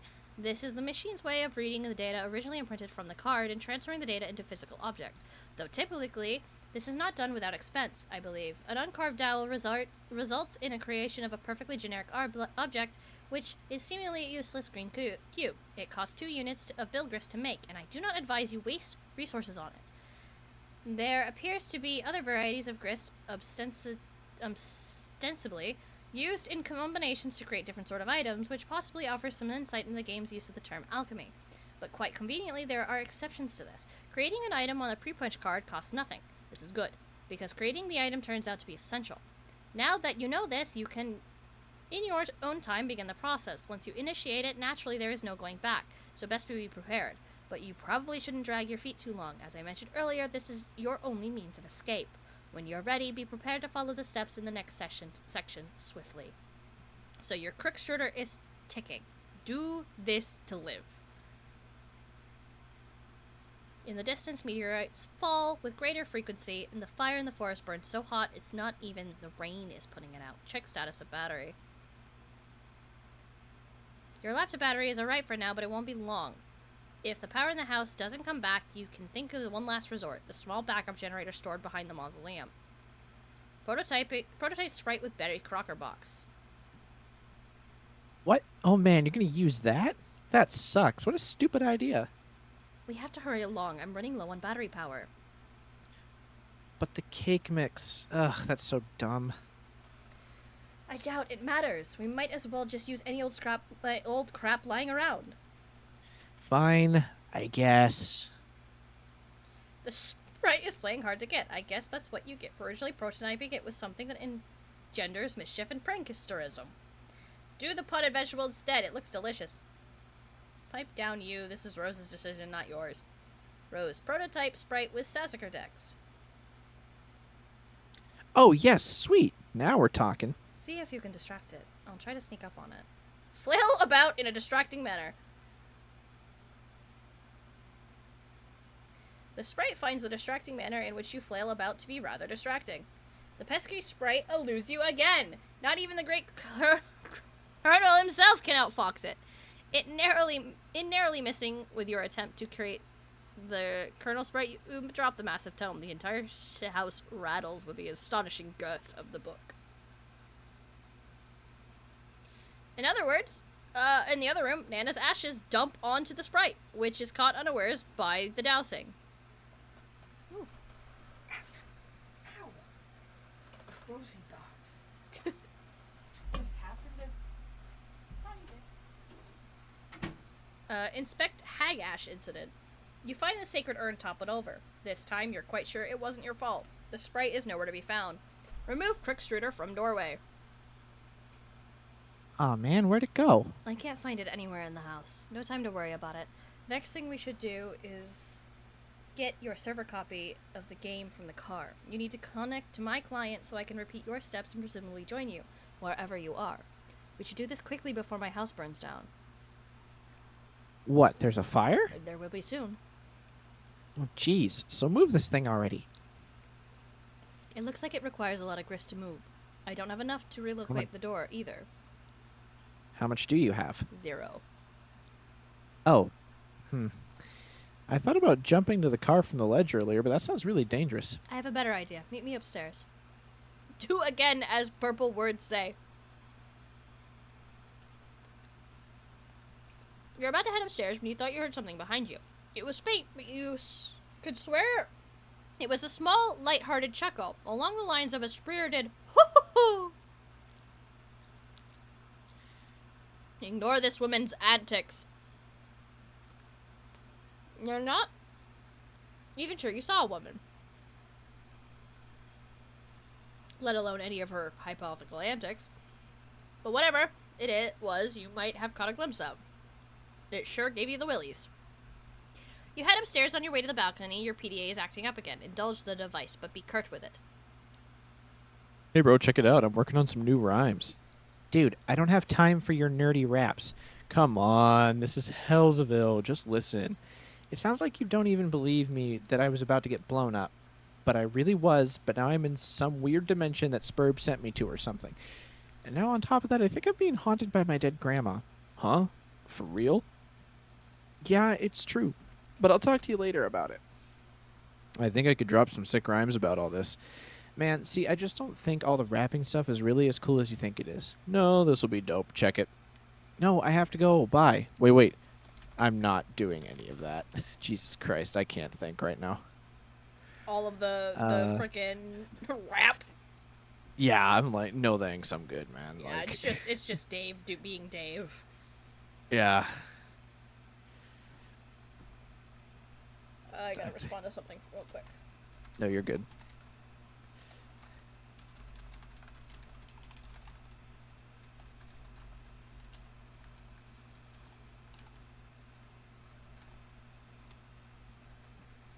Actually, while you're responding, I'm going to pee real quick. Never mind, you're done. Go to the bathroom. You're fine. Okay, I'll be back. Enough strange poetry from the red text. You head out to the balcony and find... Oh! Sorry, I dropped my pizza bagel. You head up to the balcony and you find what Rose has in mind. She is messaging you again. The purple text is less irrational than the red text. I will wait for Bestie to come back before we read this.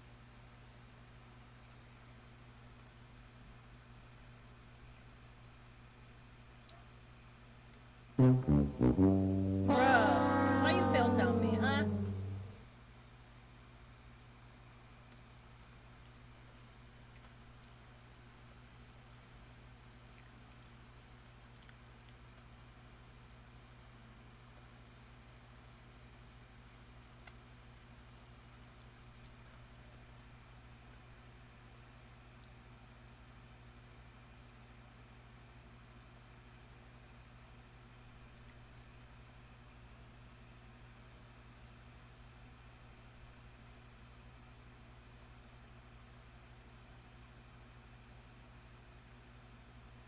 Because you are so freaking full. What you mean by that? Why you bully me? Why you bully me? Oh, it's because of what I did in the group chat, wasn't it? Look, okay? I've had a lot going on. I forgot I needed to check in on my group. Plus, I was enjoying reading through you guys' text RP.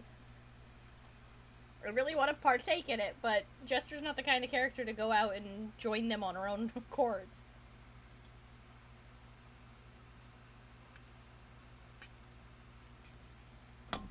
I will, but I can't just have Jester go join you. She's not gonna do that. They're not gonna do that.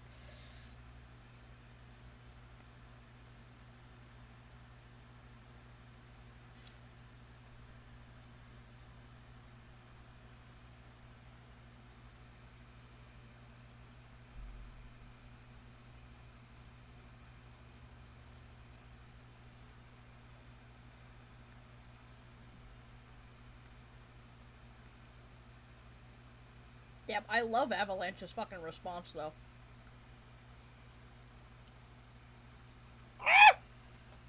I'm dropping pepperoni pieces on myself.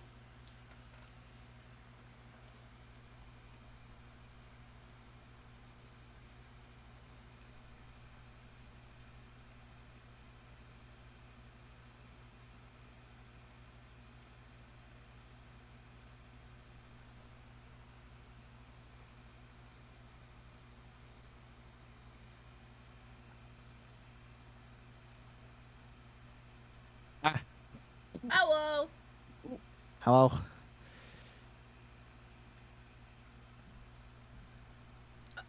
You ready? Yeah. I'm lifting the car to the balcony. Whoa, okay. Once it's up, retrieve the game, then I'll put it back down on the driveway.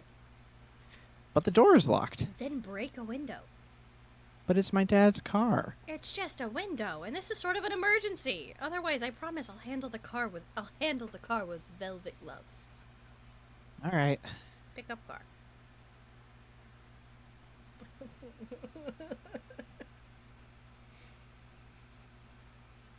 There it goes. There it goes.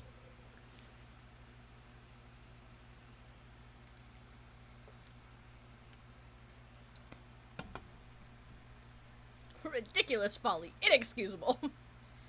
You're inclined to agree, but hey, accidents happen. You double check your PDA to make sure if Rose is really gone, and indeed this seems to be the case. TG is still pestering you, of course, but another chum is now logged in as well.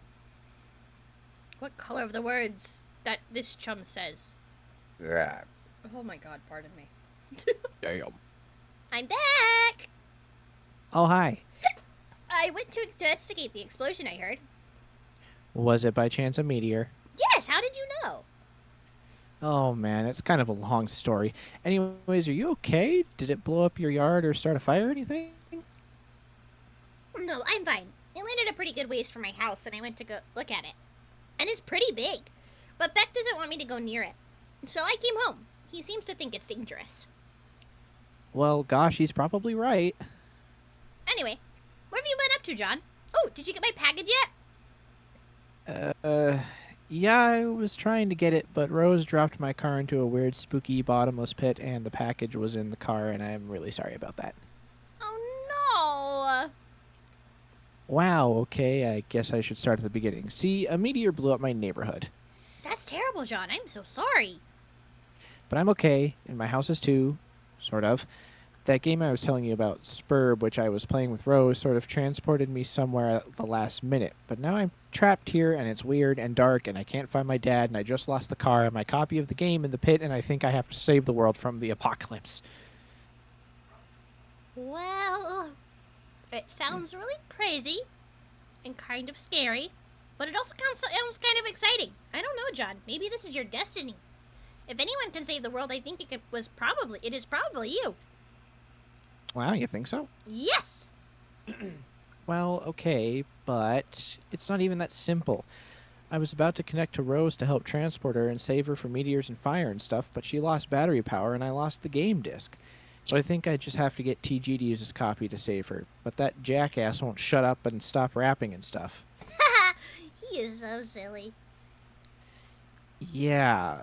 Anyway, I should talk to him about it. So BRB. The green text was attractive. Now view the red text again. And I'm not fucking... Ah! Jesus Christ, Dave. God, I can only cringe so much. Stop rapping for a second, you horse's ass. I have something important to talk about. What's up? Rose is in trouble and she needs help. I was going to connect to her with Spur, but I lost my copy. Okay. Also, she lost battery power. If she can get back up and running, she'll need someone with the game to get her out of there before her house burns down. So I think you should use your copy of the game to help her. My copy? That's going to be tough. Why?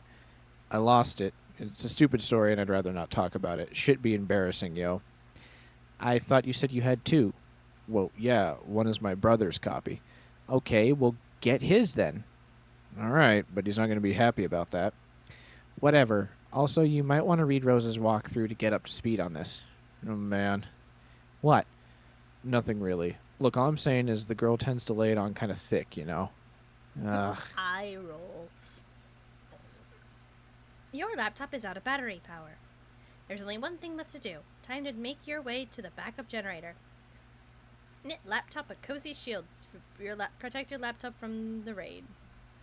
That would be such a waste of time. Besides, you already needed one a while ago. Retrieve it from your knitting bag and apply it to your laptop. You capture log the laptop plus cozy. Equip grimoire to strife specifics. That would be incredibly ill-advised. There are some dark forces you just don't want to mess around with. You understand this better than most. You put the book down. Capture log your items. You grab the knitting bag and grimoire in that order. It's always a logistical puzzle with your tree modus. Your tree modus auto-balances, leaving the knitting bag accessible in the root card. Allocate knitting needles to strife specifics. Feel a lot more comfortable with this as a weapon. You're probably so handy with those needles, you feel like you could probably use them to fillet a fish sword. You lose the root card in the process, severing the tree. Hey, careful with all that stuff! Knit plush cuddle Cthulhu to soothe nerves. That would be a preposterous waste of time. Perhaps you're quite sure you never heard the creature called Cthulhu before.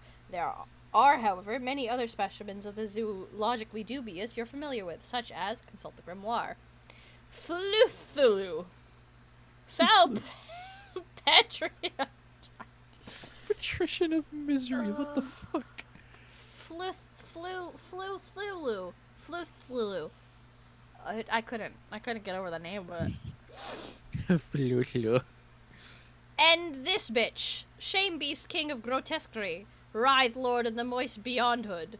Hearing his melodious chirps and tongue clicks causes one's bones to explode. And of course there's Ooglagoth. The deep one. Whenever he grinds his teeth, all the children of a random galaxy somewhere will frown continuously for a 9,000-year span. He is the first and smallest of the smaller gods, appointed in servitude of a vile and fathomable pantheon of middling gods, which caters to the whims of the noble circle of horror terrors and omniscient, omnipotent order of elite few, forever cloaked in the darkness of the furthest ring. Holy shit. And then there's the strange page containing some rather mysterious notes on summoning procedures. You've never been quite sure what these diagrams are getting at. Take items and proceed downstairs. You log everything the way you want it, appear in the tree, and head downstairs. You figure that enough dilly-dallying, time to get a move on. You wonder if this rain will ever let up. It's driven since the month began, perhaps long enough to forget its purpose. It's no longer even owes to assuage fire. Somewhere, a zealous god spreads these rings between the clouds of earth, preparing for the symphony it fears impossible to play, and so it threads on, and on, delaying the rise of the conductor's baton. Now you hate this season. April is the cruelest month, breeding lilacs out of the dead land, mixing memories and desires, stirring dull roots with spring rain. American sports legend Charles Barkley. Bullshit. Rose, confront mother in hall. Surely your mother is lurking nearby. You should be prepared for an unpleasant confront. What? Whoops.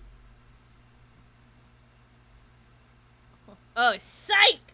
Now we talking about Dave!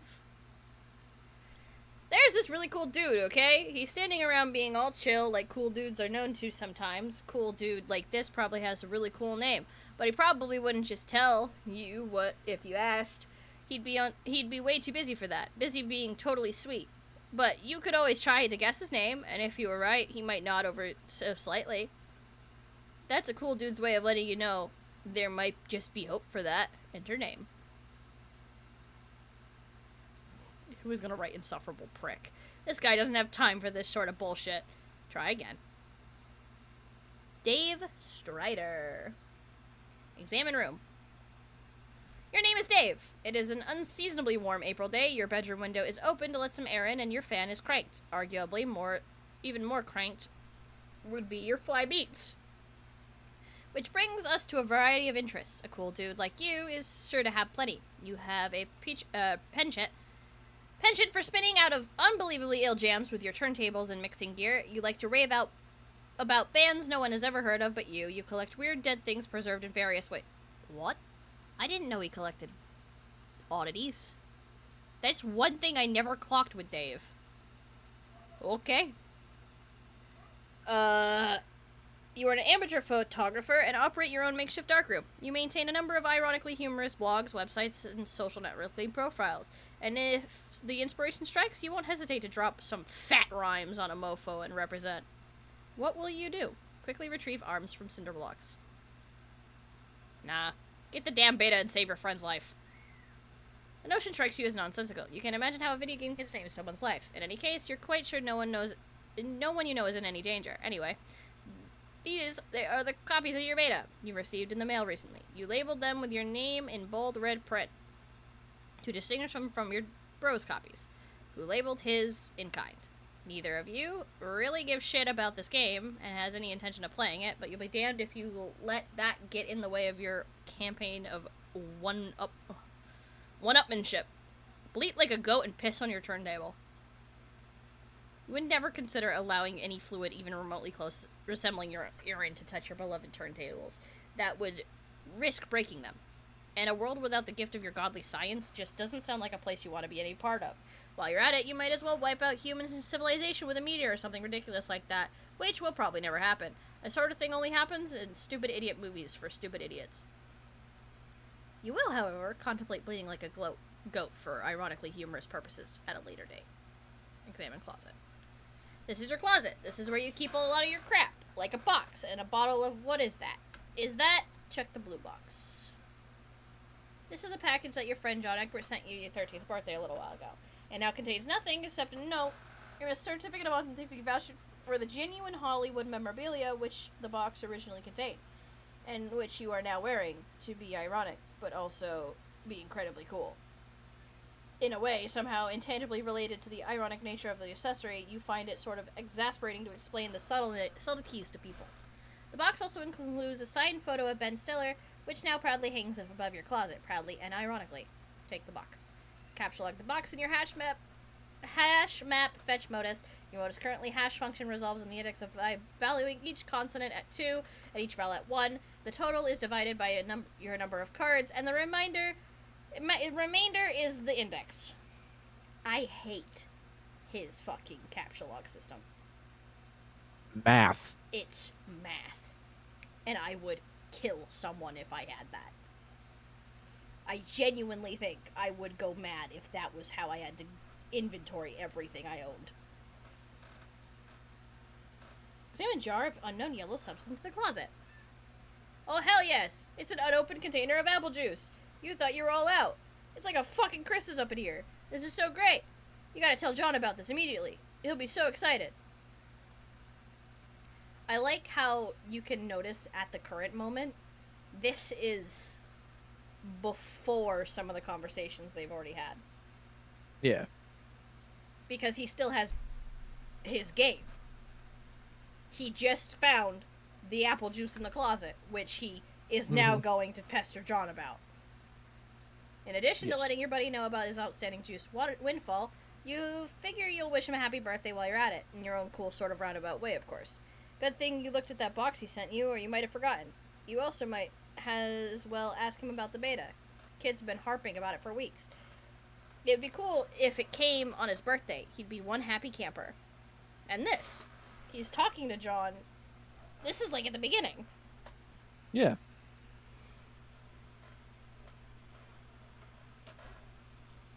We read this already, right? Yeah.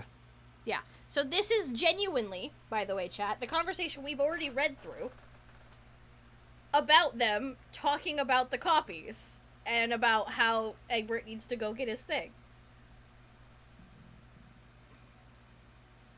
Go online and view sites indicative of your interests. You open the Hephaestus web browser and direct it to your ironically maintained blog, where you post monthly satirical! Thank you. Reviews of Game Bro magazine. Your latest post is a review of the March issue. You've been meaning to write a review for the latest issue, but you've been sort of dogging it. Sometimes something about the game they're reviewing just doesn't strike you as right for satirical purposes. In a new tab, you open another one of your sites, a webcomic ironically maintained through a satirical cipher vaguely similar to that of your blog. It's called Sweet Bro and Hella Jeff. You have legions of devoted fans, most of whom totally convinced of your creative persona's sincerity, which is just how you like it. Dave, check the latest page of Midnight Crow. You figure as long as you're chilling at your computer, you might as well see how the MSPA story is going. You haven't looked at it in a while. Now we're just gonna fucking read Midnight Crew. This is the fun that Homestuck is. Yeah. You are members of the sinister gang called the Midnight Crew. Your nefarious plots are serpentine in complexity. Your schemes convoluted. You are planning a heist in your underground hideout. What will you do? Use Occam's razor on plans and schemes. Spade Slick uses Occam's razor to carve a circular hole into the heist plans, freeing it from the knife. You wonder what moron would jam a knife so hard into the table in the first place. Climb ladder and exit hideout. Implement nefarious plot. You push against the manhole cover, but it seems some unbelievable jackass has parked your getaway van on top of it. A familiar feeling stirs, that feeling of his overwhelming soul-blackening rage. It is sort of rage that will make a man feel totally justified in sporting an unnecessarily elaborate assortment of fancy blades. Skip ahead 100 pages or so. You don't remember where you last left off, so you jump way ahead. You always forget to save your place in the story. Looks like tempers have become sort of this present cooker. Tempers have become short in this pressure cooker already. You speculate that the tipping point may have been ill-advised motion for a game of 52 pickup. Save your place, read it later. Even though the adventure began recently, it's over 3,000 pages long. You just don't have the time for that bullshit. You'll catch up later. Besides, it looks like someone's pestering. You're pretty sure you know who it is. Answer, chum. In some cultures, the persistent refusal of a lady's invitation to play a game with her would be a sign wanton disrespect. Either that, or flagrant homosexuality. What? Oh, no. No, look, I'm busy, okay? I've got a lot of shit on my plate. I'm sort of a big deal, okay? I know. Sometimes I wonder how you were ever allowed to pay for meals in restaurants. It must be hard to keep a low profile when you're always overhearing odd voiced whispers. Is that the guy who has a blog? Seriously, dudes be worshipping me left and right. I can't hardly walk down the street without stepping over torsos of the... Wow, okay. Navigating Damn, the urban dude. landscape, I'm sure, is difficult enough without an obstacle course of differentiated flesh and skyward asses. Perhaps adapting the art of parkour to your unique environment would help. Yeah. I mean, damn. Like, there's this scruffy little shit at my feet. An orphan or something, I don't know. Face flush on the pavement. I'm like, dude, you listening for a stampede of buffalo or something? He braves a look at me and gives my shoe a little kiss and scurries the fuck off. Heavy as the crown. Yeah, not kicking Oliver Twist in the fucking face every day is my gift to the world, I guess. Breathtaking magnanimity. Among other things, I just give and fucking give. Indeed, nary a jewel tumbles from your wish box of daily exploits, which I imagine does not sparkle. Oh, for fuck's sake, you're just lobbying for me to play that dumb game. Baseless accusation. Look, I'm telling you, Egbert is all about that game. He will play it with you and probably be tickled stupid about it. I know this very well. I cannot hasten his mail delivery, however. Yeah, I'll hassle him some more about it. And look, how about this? If you ever find yourself in a position where your life depends on me playing that piece of shit game, then I'll play it. Will that make you happy? More than you know. It perfectly mollifies my grief over the demise of chivalry. John, what are you doing? Stop doing nothing! Meanwhile, in the present, in a place where the present may be a concept of devious merit, John is spacing out, but a vague and forceful thought jolts him to attention, or maybe it's the bumping sound coming from the other side of the door. What is that? A thick, unpleasant fluid pools from beneath the door. Troubling. Investigate this. There was a trail of this fluid in the hall leading to your room. Play some hauntingly sick beats, Dave. You've had enough of the computer for a while. You feel like you've been messing around on it all week. It's time to get your jam on. You pull up to your trusty sampler and prepare to get sick nasty.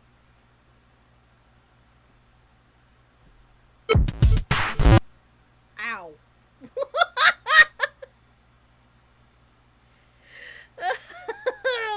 I'm not messing with that anymore. That was just immediate pain. Dave, take a sip of the apple juice despite what John said. Let's be so fast. Along a produce aisle, and what you talk about, soccer moms be thumping that shit for ripeness like melons. What the fuck? After beets that fresh, it would be a crime not to reward yourself with a celebratory swig. Oh.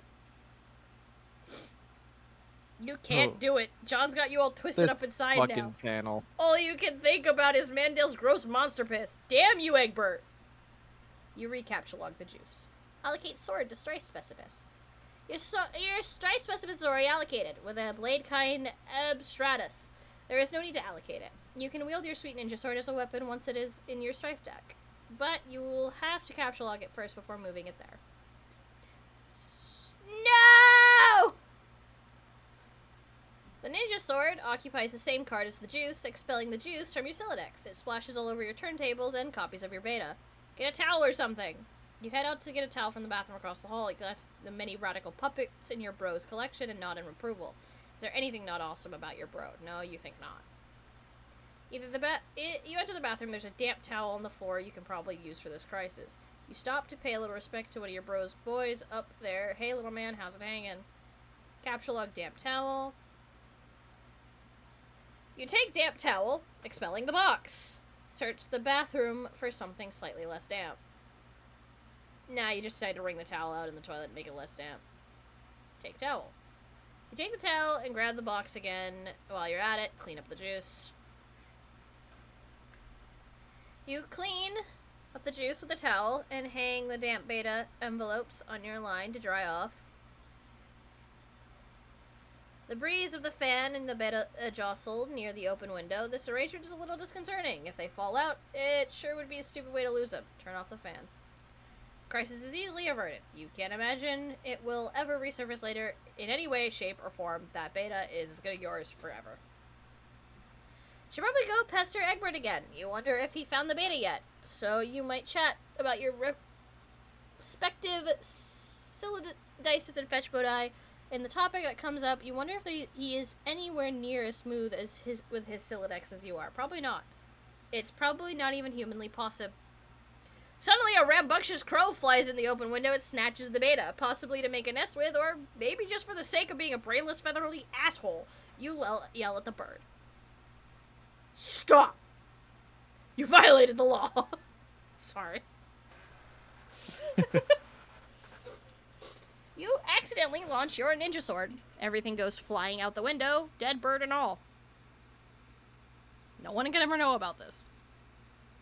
You can kiss all that stuff goodbye. You feel sorry for the bird, but at least you never planned on using that beta ever. Anyway, now that the bit ugly is behind you, you can guess you can look for several more hours from messing around your room with. Whoa! Now we're back to Rose. I love how it gets very, very jumpy around when we get into the later ones. You prepare to descend the stairs of your living room. You are standing eye to eye with a familiar foe. A 20-foot-tall granite statue of a mighty wizard. Zazarpan the Learned. The Learned. Your mother had him installed through a hole in the roof with a heavy-duty crane. Just look at the mystical gaze. To peer into the aloof glassen eyes is to arrest the curiosity of any mortal. To behold the wisdom concealed in the furrows of that vulnerable face. It is to know the ceaseless joys of bewilderment itself. Any man so fortunate as to catch askance his merry twinkle or twitch of whisker shall surely have his dreams fulfilled. You find this grisly abomination utterly detestable. Psychoanalyze mother's love of wizards. Almost said lizards. Lizard. Lizard. There is nothing to psychoanalyze. Your mother clearly has no real affinity for these damnable things. She only collects them to spite you. If anything, she finds them even more repellent than you do. She's just a committed woman. Go downstairs to the kitchen back door. You descend the living room area in your home expanse open layout. Find the sound of rustling water beneath the floor. It tends to strike guests as a strange presence in the living space, but it's become hardly audible to you through familiarity. There's a front door, but hopefully there's no need to make a long trek around the house in the rain. You might as well see if you can slip through the kitchen and out the back unnoticed. View mother's solid copper vacuum stature. Oh, but it's bronze, not copper. But it wasn't always. A while ago, you gave this as an ironic gift to your mom for Mother's Day. You even customized it with a drink holder to support one of her ubiquitous alcoholic beverages. She liked the gift so much she had it bronze so put on this pedestal. She even left it plugged in so it can still be turned on now and again, but never do any cleaning. It never leaves this display. Sometimes at night, when you're in your room, you can hear it wailing from downstairs. She must know you can hear it. She's completely deranged. Grab the Eldritch Princess. It's too big to capture logs. Not that you would want to move it anyway. The pretty princess doll has been sitting there for months, ever since your mother got this abomination for your birthday as a total passive-aggressive gesture. You decided to make it less abominably by knitting her majesty a new head and new arms. Now, it brings a mischievous smile to your face whenever you walk by. Your mother hasn't removed the doll yet, and probably never will. She will never be the one to blink first. Acquire Umbrella from protection for the elements. You're going to have a hell of a time accessing that card when you need it. Guess you'll just have to cross that bridge later. Peek inside the kitchen. The liquor bottles are out in full force. Mom surely is nearby. Investigate richly colored object in the middle of the screen. That would be your refrigerator, whose services have customarily served as a battlefield of the chilly seas of passive-aggressive one-upmanship. This is a drawing you did of your cat Jaspers when you were younger, along with a poem about him. Your mother bought this outstanding $15,000 frame for it and has welded it to the door. Using the colorful magnet letters, you recently left a succinct... What the fuck? Message, which may or may not have been directed toward anyone in particular, but you couldn't find the letter W, so you just stuck two V's together. Your mother then purchased a fresh pack of W's and left them there for convenience. Appreciate of the thoughtful gesture, you left a sincere thank you note, which had legally notarized and then marked with a drop of blood. But part of it was touching the floor, so your mother was kind enough to lift the lower portion of the document with a velvet pillow. Attach W to face, make mustache. Incredible silly. You're not sure how it fits into the campaign against your mother, or getting your computer back online to escape your doom, but it's hard to resist getting a little silly sometimes, especially when you are absolutely positive that no one was watching. Capture log W. But that unsightly void in the W pack won't do, nor will the gash in the plastic. You deposit 12 cents in its place, which your approximation of the letter's value. You also make a vow to return and neatly sew the plastic shut. Think of ways to one-up your mother. You now wonder how to address the pillow situation. It seems the woman has you at a clear disadvantage. Perhaps slipping a fresh doily under the pillow will do a trick. Maybe spilling a bit of this is fucking sauce. Passive-aggressive gesture. I thought they were shy and scared. Bruh. Dry cleaned and returned along with letters and greeting. Apology note? No, there's no time for anything like that. Or maybe, just thinking out loud here, you could use the entire pack of W's as M's. Oh yes, that would burn. But you already did something with the W pack, and there's no need to go back and gild that lily. This is delicate business, and that pillow is screaming for a rebuttal. Capture log velvet pillow. You decided to just take the pillow. and lovingly embroider the poem in praise of motherhood on it. Hopefully you can pull this off before she notices it's gone. But it causes your tree to be badly unbalanced. It surely will auto-balance itself in a moment. And just like that, the umbrella becomes accessible in the root card. And that's one of the things you love about the tree modus. Happy surprises. Head out back. Ah! Okay, then, enough time. Time to go. You don't know how she does it. You're never safe in this house. And out of all the things she's doing with a power outage, she's up to her ironic housewife routine again. The mop bucket doesn't even have water in it. What an absolute madwoman. Hop over the counting, landing in a roll. This bird's gotta fly. You throw. Lousy damn stupid wizards. Meanwhile, in the past again, you're almost done patching up the hole in your window with some gaffer tape. But it's sort of hard to get any work done when people keep pestering you all day. Guess you gotta answer. Hi, Dave! Hey, sup? Not much sup with you, bro. Hee hee. Good one. It's alright, been chill, I guess. You know how it goes. Great. Feeling cool today, Mr. Cool Guy? Oh man, you know it. So cool. You know shit is ice cold in here. Shit is wicked bananas, I am telling you. So, have you talked to John today? Yeah, we were just talking a while ago about how he sucks at his Silodex. Can you believe he uses stack? That kid is ridiculous. Well, that doesn't sound much like him. Oh god. Well, that doesn't sound like much fun. There we go. What was it you use again? Wait, never mind. I forgot whenever we talk about your goofy moduses, I get a migraine. What do you want with John? I want to tell him happy birthday and ask him about his birthday package. Oh, yeah. I was being sort of cagey and told him to check the mail because I was wondering if mine came in yet. I think it did. Yeah? And I think mine came too. So, I guess you want to know if he likes it or something? No. He will not open it. He will lose it.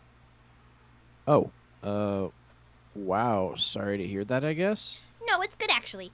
Because he will find it again later when he really needs it, which is, of course, why I sent it in the first place. See, like, I never get how you know these things. I don't know. I just know that I know. Alright. Anyway, I have to go. I have to feed Beck, which is always a bit of an undertaking.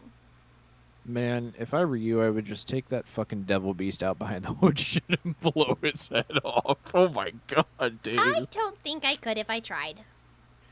Yeah. Say hi to your granddad for me too, okay? Yes, I guess an encounter with him is almost certain. It is usually intense. Well, yeah, isn't it always with family? But he sounds like a total badass. Yeah, he totally is. Anyway, gotta go. See ya. Heart. Get phone.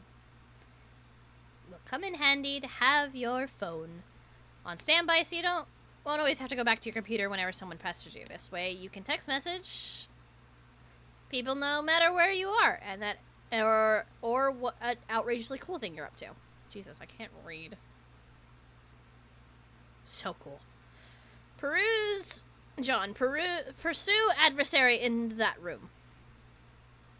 An even meaner while in the present, sort of. Once again, the slippery antagonist eludes you. You only find more of an unpleasant oily smears. Someone is pestering you. Both your PDA and computer register the message. This chum will know what to do. Good luck. Alright. I'm out of my room now looking for my bro's game. Oh, good. Yeah, there's no sign of Rose yet. I hope she's okay. Well, if she comes back, I'll be ready. You better know what you're talking about, because this could get ugly. Brought my phone, and I also took my awesome katana with me in case things get too hot to handle. And they always do. You mean that cheap piece of shit you always have on your wall? Nah, F you. It's sharp and it's awesome and it's a sword. End of story. Okay, I don't really care. I'm in my room again. I really think there's someone else in this house, like monsters or something. Howie? I wish. Dude, monsters aren't real. That's stupid kid stuff for stupid babies. Maybe. Yeah, you're right. What are you, an idiot? Of course there are monsters in your house. You're in some weird evil monster dimension. Come on. Skepticism is the crutch of cinematic troglodytes. Like, hey, Mom, Dad, there's a dinosaur or ghost or whatever in my room. Yeah, right, Junior. Go back to bed. The fuck you, Mom and Dad. How many times are we going to watch this trope unfold? It wasn't goddamn funny the first time I saw it. Just once I'd like to see Dad crap his pants when a kid says there's a vampire in his closet. Oh shit, everyone in the minivan! Be fucking Dad of the Year right there. Okay, stop. What do I do? What, do you have a hammer? Man, so lame. Okay, whatever. You should look into weaponizing your Silodex. My bro is always getting on my case about it, but man, it's not easy as it sounds. But if you're fighting monsters left and right, you don't have much choice. Okay, I guess I can read up on the data structure some more. How's it going there? I'm out in the living room. He's usually here, but I don't see him. Might be playing his mind games. He's always pulling this ninja shit. All I see is Lil Cal over there, so I guess he can't be far. Oh god, so lame. What? See? I just don't know why you think it's cool. His ventriloquist rapping thing. Oh, Lil Cal? No, man. Lil Cal is the shit. That's fine. You're entitled to your opinion. I'm just saying that being a white guy who is a rapper with a ventriloquist doll is not cool by any stretch of the imagination or by any definition of the word cool, ironic or otherwise. That's all I'm saying. Yeah, bullshit. Cal is dope. Puppets are awesome. John Egbert blows. The end. Yeah, more like the opposite of all those things is the thing that is true. I'm going to read. Good luck with your bro. I love how these two genuinely, like, they're friends, but they have a freaking, like, a friend relationship where it's like, what? Why do you think that's cool? Okay. Whoosh.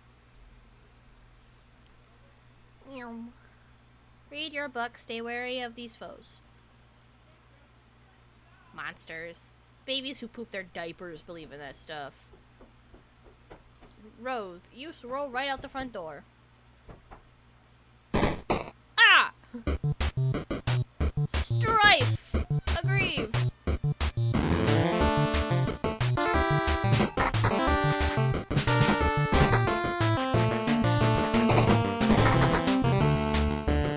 Aggress!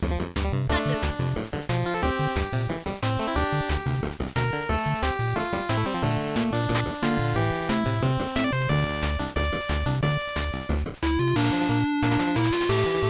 Not the horse!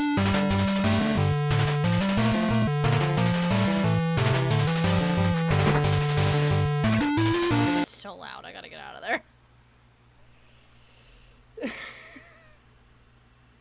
I forgot Rose makes a straight up empty death threat. Yeah. Like, the power's out. There's no way that it's gonna hurt her in any way. But she still does that! Straight up! In front of her mother! Rose! Goddamn! Looks like Mom Yeah, has she don't give a satisfied her strife quota for the day. She simply returns to her housework. No point in going out the front door anymore. Might as well go out the back like you originally planned. First, be the pony. Second, trample Mom.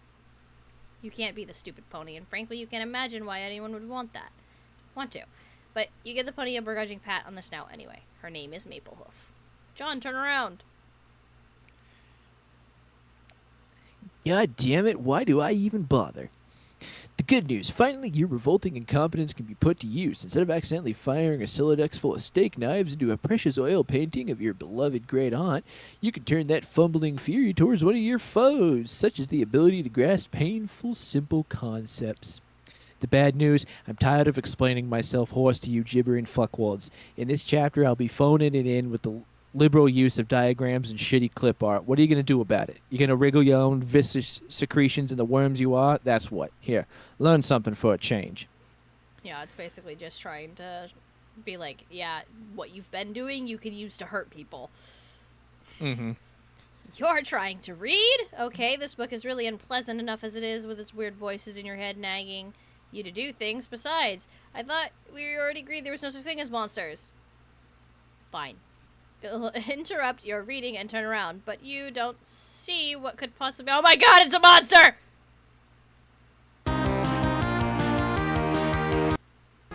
Oh, okay, I can turn it down. He's hitting the bunny! Aggrieve! John!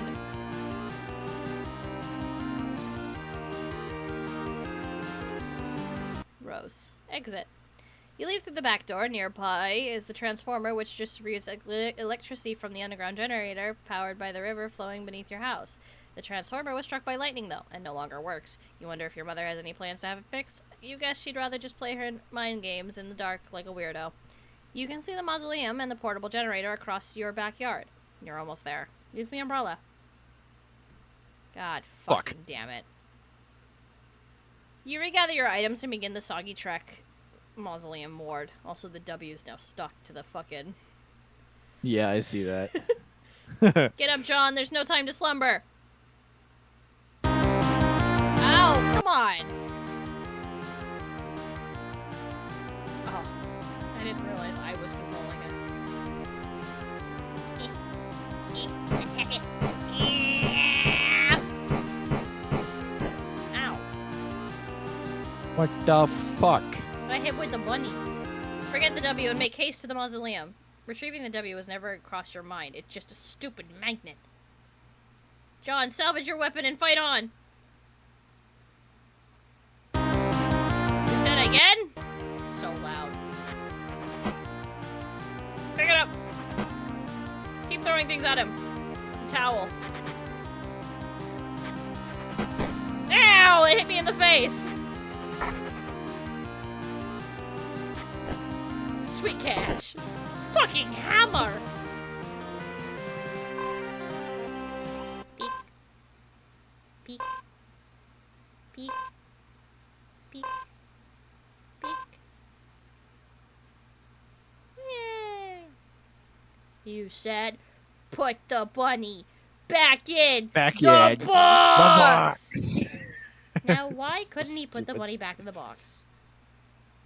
Now, exult victory. Spoils are yours. Oh yeah, I forgot there was a whole fucking... Oh, sweet Jesus. I just forgot there was a whole etch ladder. The amazing victory allows you to scale the first 2 achievement rungs of your etch ladder. You are now a plucky tot, with a new feather in your cap to show for it. The etch ladder rewards your bold ascent with 125 boon dollars. You waste little time in storing them in your ceramic pork hollow. Additionally, climbing the rungs has boosted your gel viscosity and cash limit. By expanding your cash limit, you made room for all of the nice grist you've collected, and now have 32 fragments of build and 10 fragments of shale. What about that card?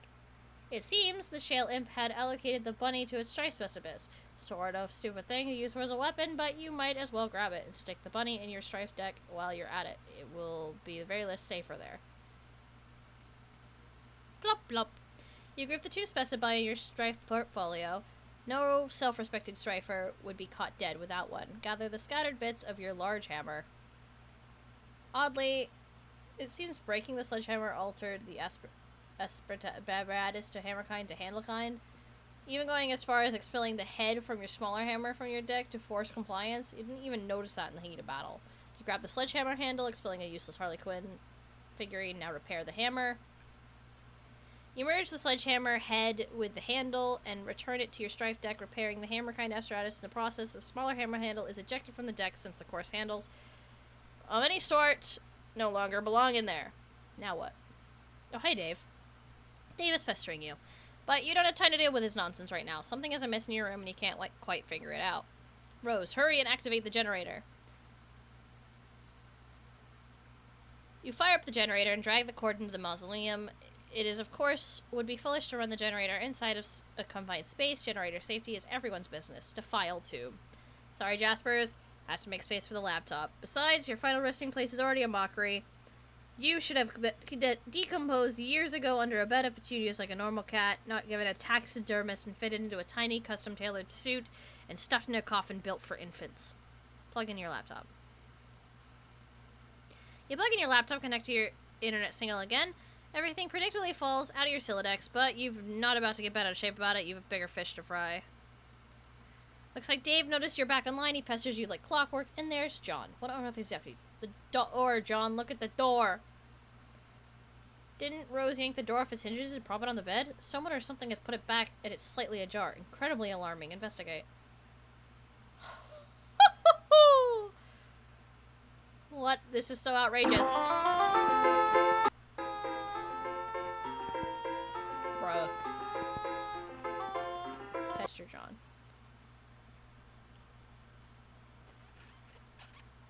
Oh, there you are. John said your house is burning down. Are you on fire yet or what? No, for now I have retired to the safety of a smaller building which is much closer to the forest fire, threatening my residents. Oh, well, that's a relief. John told me to get the game to help get you out of there, so I'm working on that now. Working on it? Yeah, my bro's copy, long story. Hey, don't tell John this, but I think he might have been right about the puppets. They're sort of starting to freak me out a little. You're referring to your brother's collection. I mean, don't get me wrong, I think it's cool and all, the semi-ironic puppet thing or whatever, or semi-ironic. Man, I don't even know. I'm just starting to think some of this shit is going a little far and it's kind of fucked up. I've seen his websites. I like them. Yeah, well, you would. Oh man, I wish a little cow wouldn't look at me like that, with those dead eyes, Jesus. Sometimes I dream that he's real and he's talking to me and I wake up in a cold sweat and basically flip the fuck out. Interesting. Oh god, why did I just tell you my dream? You're gonna have a field day with that. I am currently scrolling notes furiously into one of my many psychoanalysis journals I maintain for you. Published papers forthcoming. Because, you know, it's not like either of us have anything better to do at the moment than to evaluate each other's radically debilitating pathologies. Oh my fucking god. Yeah, I'm gonna get moving. Oh, have you heard from John? He's not answering me. He won't answer me either, but I'm watching him. I suspect he is preoccupied with the fact that he just had a bucket of water dropped on his head by a ghost of his dead grandmother, who also happens to be dressed like a clown. Alright, I'm out later. Interrogate this madwoman. Nana? Yes, dear. Oh, you scared the living daylights out of me. Well, I guess it was a really great prank. Good one, Nana. Anyway, are you really my dead Nana? Of course, John. I've come back to help on your journey through the medium and beyond.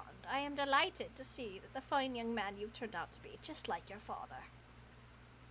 Okay, I guess I'll take your word for it. I don't remember you at all. My dad said I was really young when you died. Hey, speaking of which, do you know where he is? I looked everywhere for him.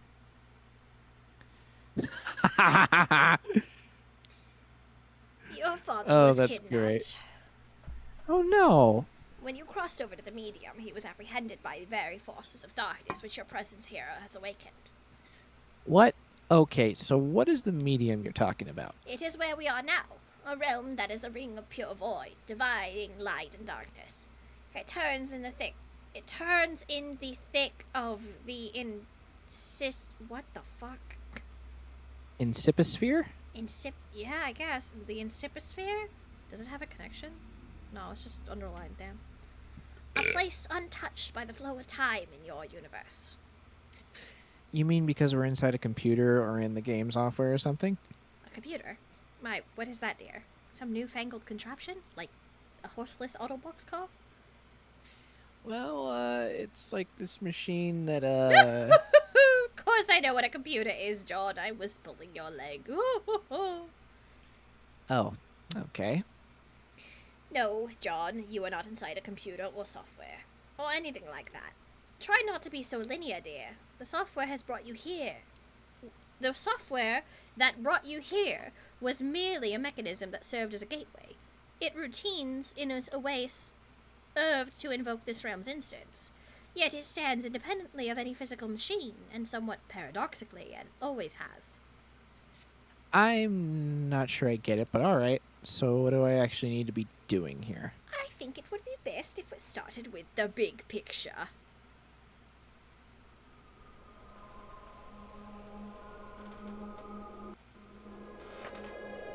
Above the medium, beyond the 7 gates, residing at the core is the Inciposphere, is a place known as Skaya. Legend holds that Skaya exists as a dormant crucible of unlimited creative potential. What does this mean, you ask? I'm afraid my lips are sealed about that, dear. Hoo-hoo! But needless to say, where the realm of such profound importance is concerned, forces of light will forever be charged with its defense, while forces of darkness will just as persistently covet its destruction. And, as it so happens, at the center of this realm, whose fate is in question, the very forces duel on a stage, stuck in eternal stalemate. Yes, they have dueled in this manner forever. That is, until you showed up. Me? Yes, you, John. Before your mishap with my ashes, you may recall the sprite's previous incarnation, which resulted from a colonel's hatchling. You see, this hatching occurs automatically in response to your arrival. The result is a pair of kernels, one dark, one light, each carrying the information they were prototyped with before the hatch. One goes down to the kingdom entrenched in darkness, the other up to the kingdom basking in light. Pardon. I think Nana's voice is changing as I go. Each comes to rest in the orbs atop a spire, of which there are 3 other in kind. The 4 spires are situated above a throne, and these 2 thrones preside over the 2 respective sovereign powers. And once the kernels are situated, that is when the game is afoot. The true war begins. Light versus dark, good versus evil. This is a war that the forces of light are always destined to lose without exception. A quest of futility, then. Wow, really? Then what's the point? That remains for you to find out, dear. For you see, the journey you are about to take is the ultimate riddle. Whoa. For now, your objective is to process towards Skya, and pass through the first gate situated directly above your house. Not even terribly far. The gates will become progressively more difficult to reach, so you are better be prepared to sharpen your adventuring skills.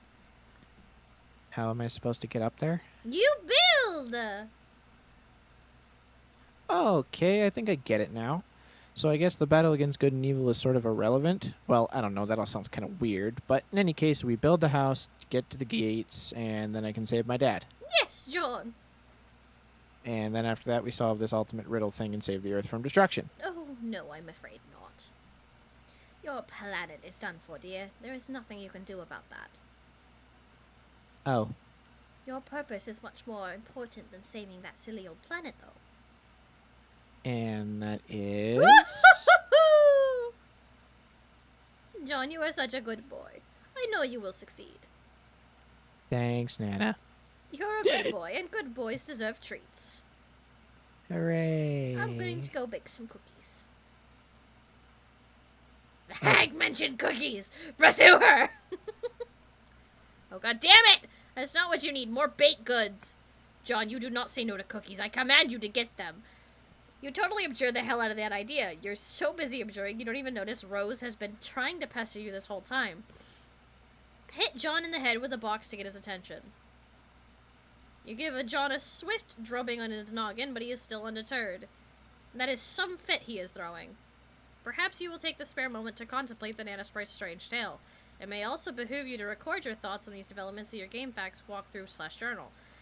It can be hard finding time to update it. In fact, you're not even sure where you found the time to write what's already there. Oh, is that so, Jaspers? And just who do you think you're looking at with a smug grin? At least the last thing you need is sass from a dead cat. It's pretty much all his fault you're in this mess in the first place, so he can't just button it.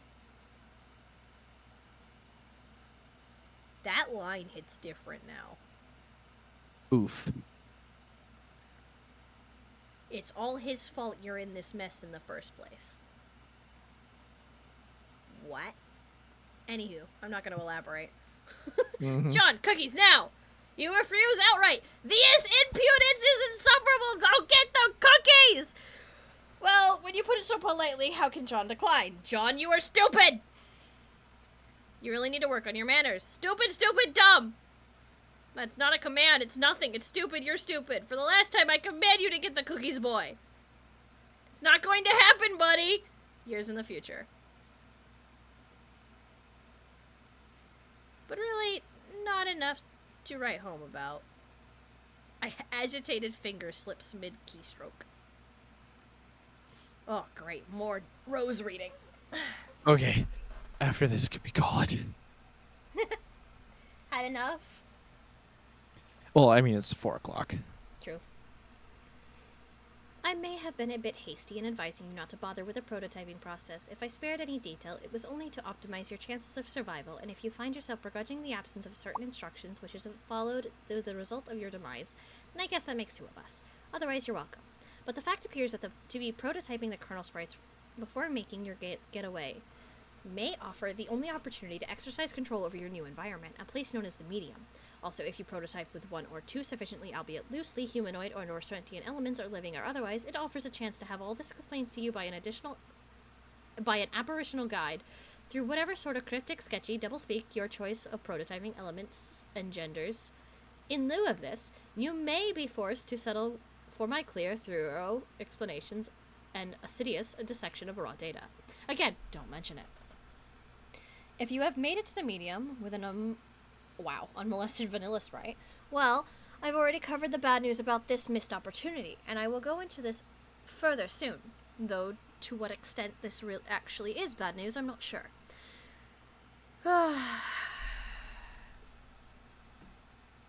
I know only the result of my co-player's current configuration, wherein the spirit was prototyped with once before departure and once after. Which brings us to the good news, which is that you can still prototype after your departure, and salvage the massively rewarding experience of haggling with an exposition-slinging phantom guide, so long as do not avoid prototyping your with terribly inert items, such as a brass doorknob or your father's pornography collection. Why, Rose? Why that? Why? Why? That was oddly specific. Actually, that might be interesting. If you are stuck by the spirit of such experimentation, please don't hesitate to contact me about it. So yes, you can enhance your spirit in this way, but doing so after your departure will no longer induce this effect on the medium I alluded to. That only can be accomplished with one or more pre-departure prototypings. In fact, we can extrapolate there are only so many ways to prototype a spirit. Tiers of prototyping in relation to departure. Both before, one after, both after, only one, either before or after, none. Those occurring before will affect the medium through the kernel's hatching process, and your guide, i.e. the spirit, those occurring will only affect the sprite. Pardon. The effects of this process has in the medium, or more globally, the incipisphere, are still vague to me. They do have to do with the flavoring of forces you will struggle against, and generally of all forces at odds with each other in this realm. It has given me the insight into the nature of the game, which again I derive through extrapolation. I lost my place. We appear to be engaging an instance of a dimension with a highly flexible set of parameters and series of objectives surrounding an equally flexible mythological framework. This framework seems to begin in a sort of blank template and evolves with the player's actions, and likely further evolves with the addition of more host/client connections, and thus more prototype kernels. I regret to say, I can't be more specific than that without loosely extrapolating further. There are plenty of questions that occurred to me. However, questions concerning the kernel spirit, which I've raised implicitly already, such as that of the effect of unprototyped kernel in the medium, or a double prototype kernel for that matter, and even more salient, are questions about this dimension itself. Do all players worldwide make it into this dimension if they successfully complete their departure, or is it a unique blank instance of the dimension created with each new player? I have no evidence, but instinct tells me it is closer to the latter situation. There is no indication of any other players present in the realm. Alterations in the realm singularly centered on the actions of my co-player and myself. If I had to stake anything on it, I would guess every separate client server player activates its own fresh copy of the Incipisphere, or a unique session, if you will. But the quantity of players in the further complication of which invites more questions, it seems the game is designed to suit two players most naturally, the server and client. And through a mishap, my co-player and I have slipped out of the office tandem arrangement, and the only logical course of action is to continue playing to string a daisy chain of server-client connections together until presumably the chain is complete. Theoretically, we could complete this chain with only one other player, functioning as the server to my client and the client to my current co-player's server, assuming he can recover it. The strange thing is, though, in our instance of this dimension, there are 4 receptacles in divided kernels, not 3. Does this mean that it was we are destined to have 4-player chain? How does the game know such a thing? Perhaps it does, and if this proves to be the case, I trust I will sufficiently numb to the realization. I can consider nothing about this game surprising at this point, and in fact, from my first moments of play, I managed to deviate so far from my expectations that I completely forgot my original purpose was. I had changed to test some information I obtained on good authority during the prototyping phases, but completely slipped my mind. Instead, the game's catacombs securing the dark, twisted path of necromancy were blurred into rather on accident. But perhaps you don't need to know any of this. Rethink organization? Lead maybe waist deep in a gross sludge. Trim down. Bleh. She's not finished with this yet. Jeez, cut her some slack. Maybe you could do a bug... Could go by someone else for a while, or at least someone else. Christ, that was a fucking wall. Let's see. Save game? No, it said game saved on my end.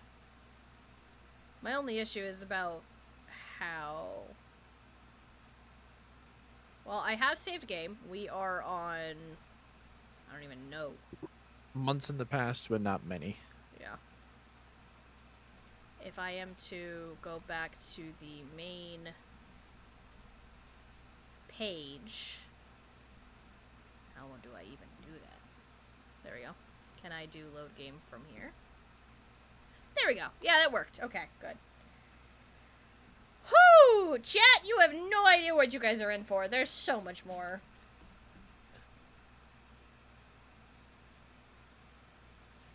Holy shit. Can I be real with you? Y'all asked me on the second page. Yes, I'm going to be completely honest. What? Another 3 hours of homestuck. I think my brain is smoking from homestuck. That is what is happening to me. I can only take a certain dose every week. Questions so far? Not on my end, but I'm going to have to remember the process. It's That whole actually fairly alchemy easy. bullshit. Crook extruder. Open it to get your sprite. Take out the dowel. Carve the dowel in the totem lathe with the pre-punched card. Then take the dowel to the carved dowel to the alchemitor, which you get your item to get into the medium. Right. It's pretty simple. Proceeds to explain the entire thing. Lost me. Still Wowza. processing. Genuinely, that's how it's gonna be. So far, what we've kind of been told is only about a small percentage of story. Yeah. And we've only met 3 of the kids. Rose, Dave, John. There's a 4th one we've met, but haven't seen. They've talked to the group, but hasn't actually been seen yet. Homestuck is a game, is a comic about 4 kids who end up on a game that is the end of their world. The game starts with John and Rose. So my question is, if you had Lucius, what would it be?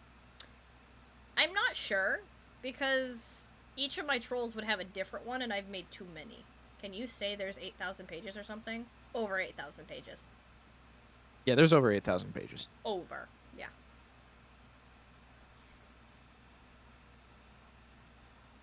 Currently, what we know of is that the game, Spurb, allows people to link to each other server client-based. And it can be done in a chain. One plays while the other builds. And let's just say we have A and B for now. A would build for B, while B would build for A. They'd work with each other. But if you have 4, A would build for B, B would build for C, C would build for D. And then D would build for A. It loops around and connects. This is how the game is run. The game allows you to place and edit and change building things very easily. It's... think Sims. You literally can affect anything.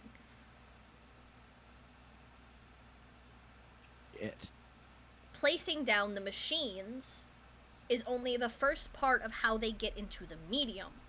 That is only there to allow them to get to the medium. Usage of that stuff afterwards is if you want to get into alchemizing. But I'm not going to get into that Right. because that's going to confuse you guys more. Have I at least made sense so far? So far. My think pan and knowledge sponge is so ready for more. I think we need to pull somebody for next Saturday. I think that needs to happen. Oh, Callista! That's really like my only option out of everybody. Wraith didn't even want to watch the pilot with me, and Crayon did watch the pilot, and he hurt mentally because of it. Yeah, that adds up. There's fucking alchemy? Why do you think it's called the alchemeter? Alchemy is basically in its name. Also, I'm remembering this from the first time I read this, barring Marvin's comment. The less you think about it, the easier it will be to follow. For your own sanity, Marvin, take it at face value. Don't think into it. This is not something you want to think into. It gets messy. Again, keep in mind this was made back in 2009 and started out very simple. Yeah. In the wise words of a song by Tame Impala, the less I know, the better. Mm-hmm. Stuff gets explained as you go. So you kind of have to just sit down, strap yourself in, and hope to God the ride isn't going to make you throw up. But if you do at least once, that's valid. Yeah, that too.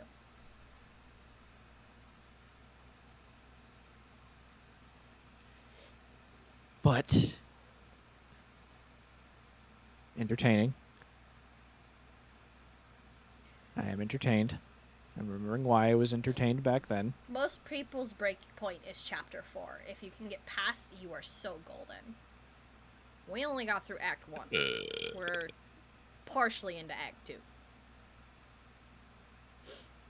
But, if you guys are willing to deal with my bullshit, Saturdays will turn into Homestuck days, where we will read the comic and or play games.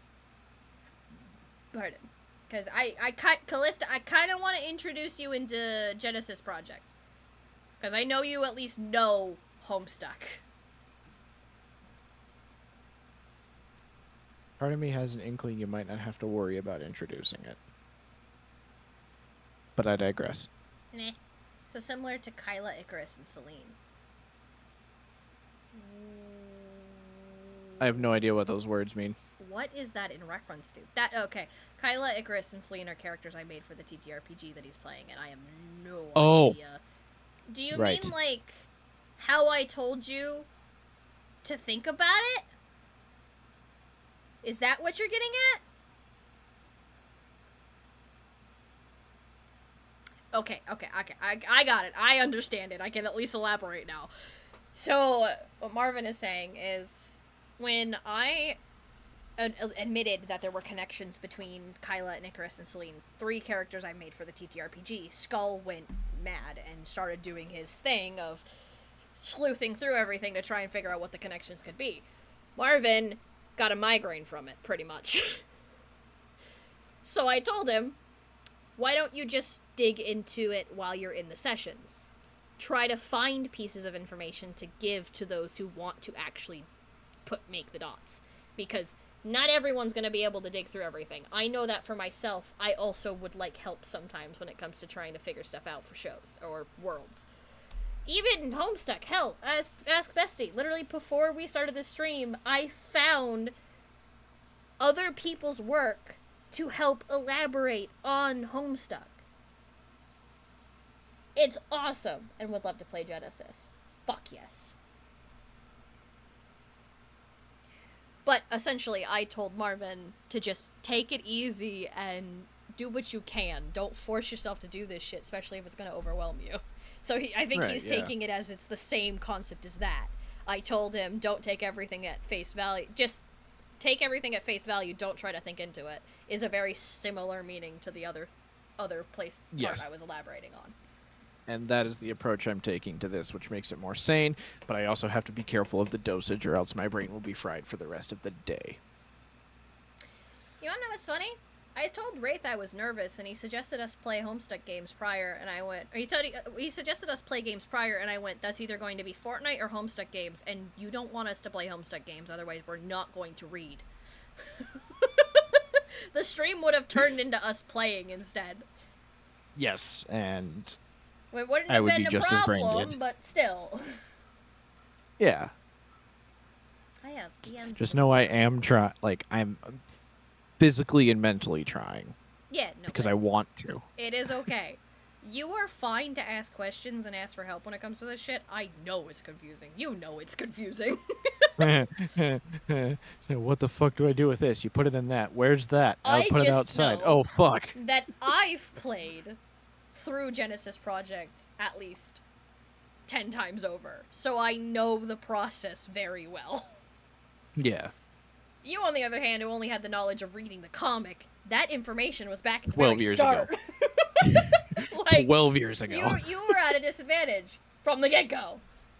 Yes, absolutely. Holy shit, there's messages I gotta read. Oh my god. But yeah, Callista, we can chat about it. I have already essentially remade my character and house. And have it set and ready to run already. I just didn't have people to do it with. Because Genesis Project itself is also a pain in the ass. You want to have at least, like, 4 people. Yeah. It makes it easier to work with everybody. But I don't have a lot of people who are into Homestuck. I'm surprised that I ended up with 2 people that even know about it. Listen. No, never played it, but super gonna try. And it's free, so you don't even have to buy it. Also, yeah. I'm gonna go look for Pester Chump, because it is an application that I have. Yeah. Also, side note, as much as I'm finding it's okay to cringe reading over this again, Oh, it's especially awful. at some of It's Dave's so parts. It's awful. awful. I read through I'm entertained, the but it's fucking entire awful. of the Game Bro fucking magazine, and I wanted to die. Yeah. It's like so bad. I'm so glad as an adult and not a middle schooler that is incredibly impressionable on social trends, because this was a social trend when I was in middle school. I am so glad I can look back at this as an adult and goes, this is entertaining, but it is so fucking cringe. I have so much to fucking read. Y'all have been going Also, off I'm in the sorry, circus after dark Fortnite? chat. Yeah, because I said it I'm was sorry, Fortnite. Fortnite? And Homestuck. Yes, I play Fortnite. We play Fortnite. I literally, the only way I'll play it is if Bestie invites me to. And I'm addicted to the game, and oftentimes I'm bad at asking about people to play it with me. If you're Homestuck. If your you're roommate is Homestuck. more into it than you, ask him to play. Then we'll have 4. But yeah, no, it's something else. I love Homestuck, and it helped me get through a lot of my weirder years in middle school, and it is insane. I have Fortnite downloaded. I just hate the Battle Royale. Oh yeah, roommate made a meta stuck with me and the others. Well, yeah! If they're that into it, mention this! Mention there's a possibility for a Homestuck TTRPG, because I'm looking into that shit again. I had stuff planned for that. I'm gonna dig into my fucking drive or something and find a whole fucking folder that was purely for that. Can you not for 2 seconds? Sorry. No, you're good. Also, quick side note, just so we put this across the board, we're inclusive here. Yeah.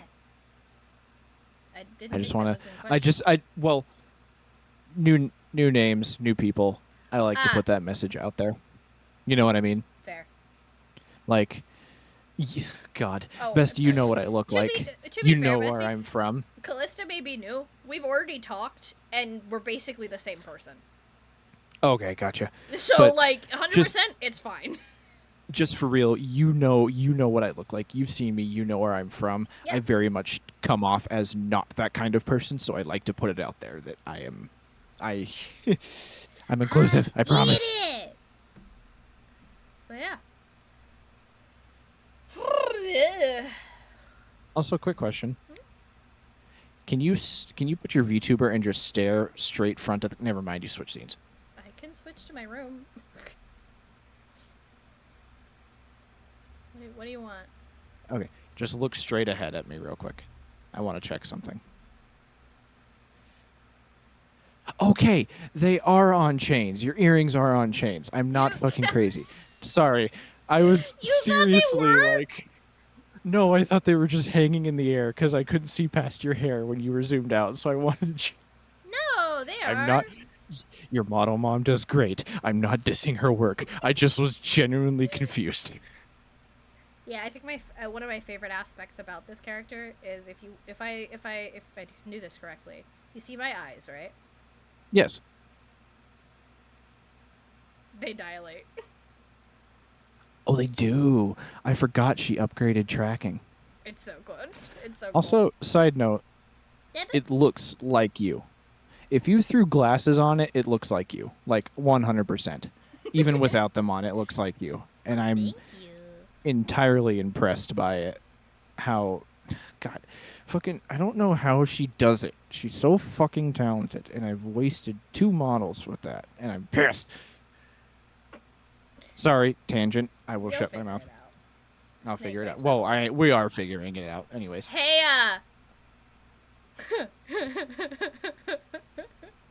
Callista, why do you think I have them on my model?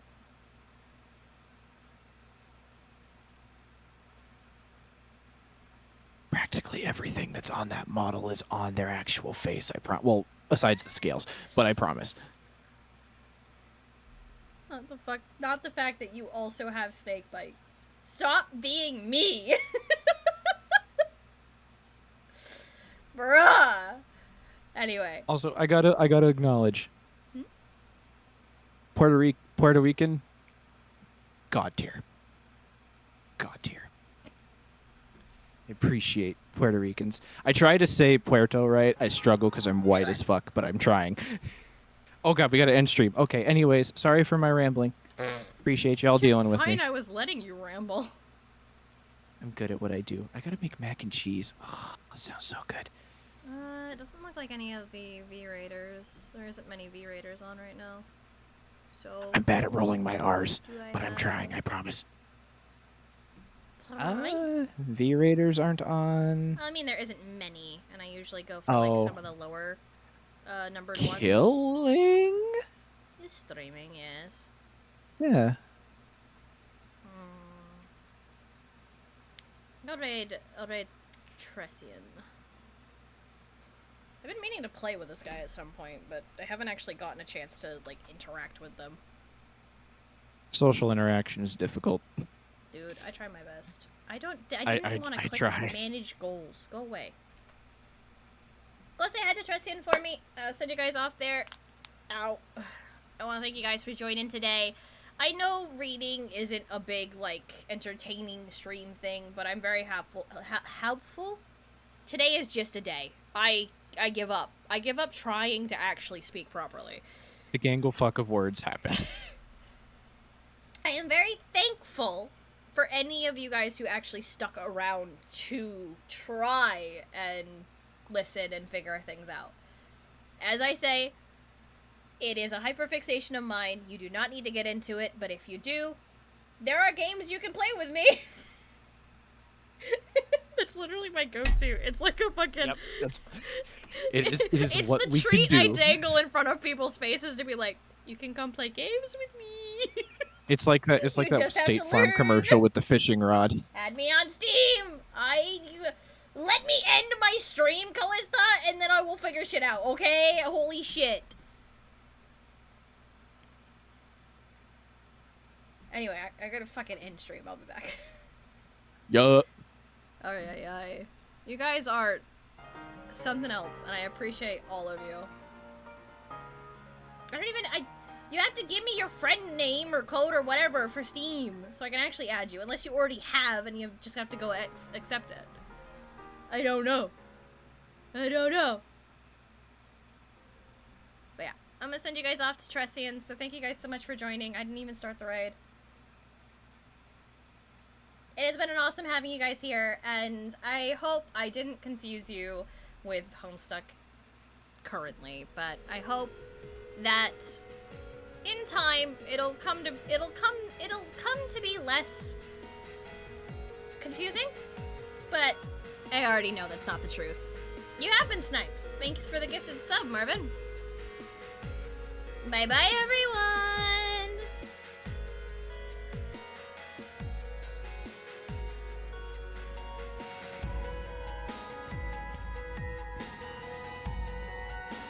Ah, Cammy, real quick. I do this every Saturday. We're gonna be reading from the start. We only got like past act 2 somewhere.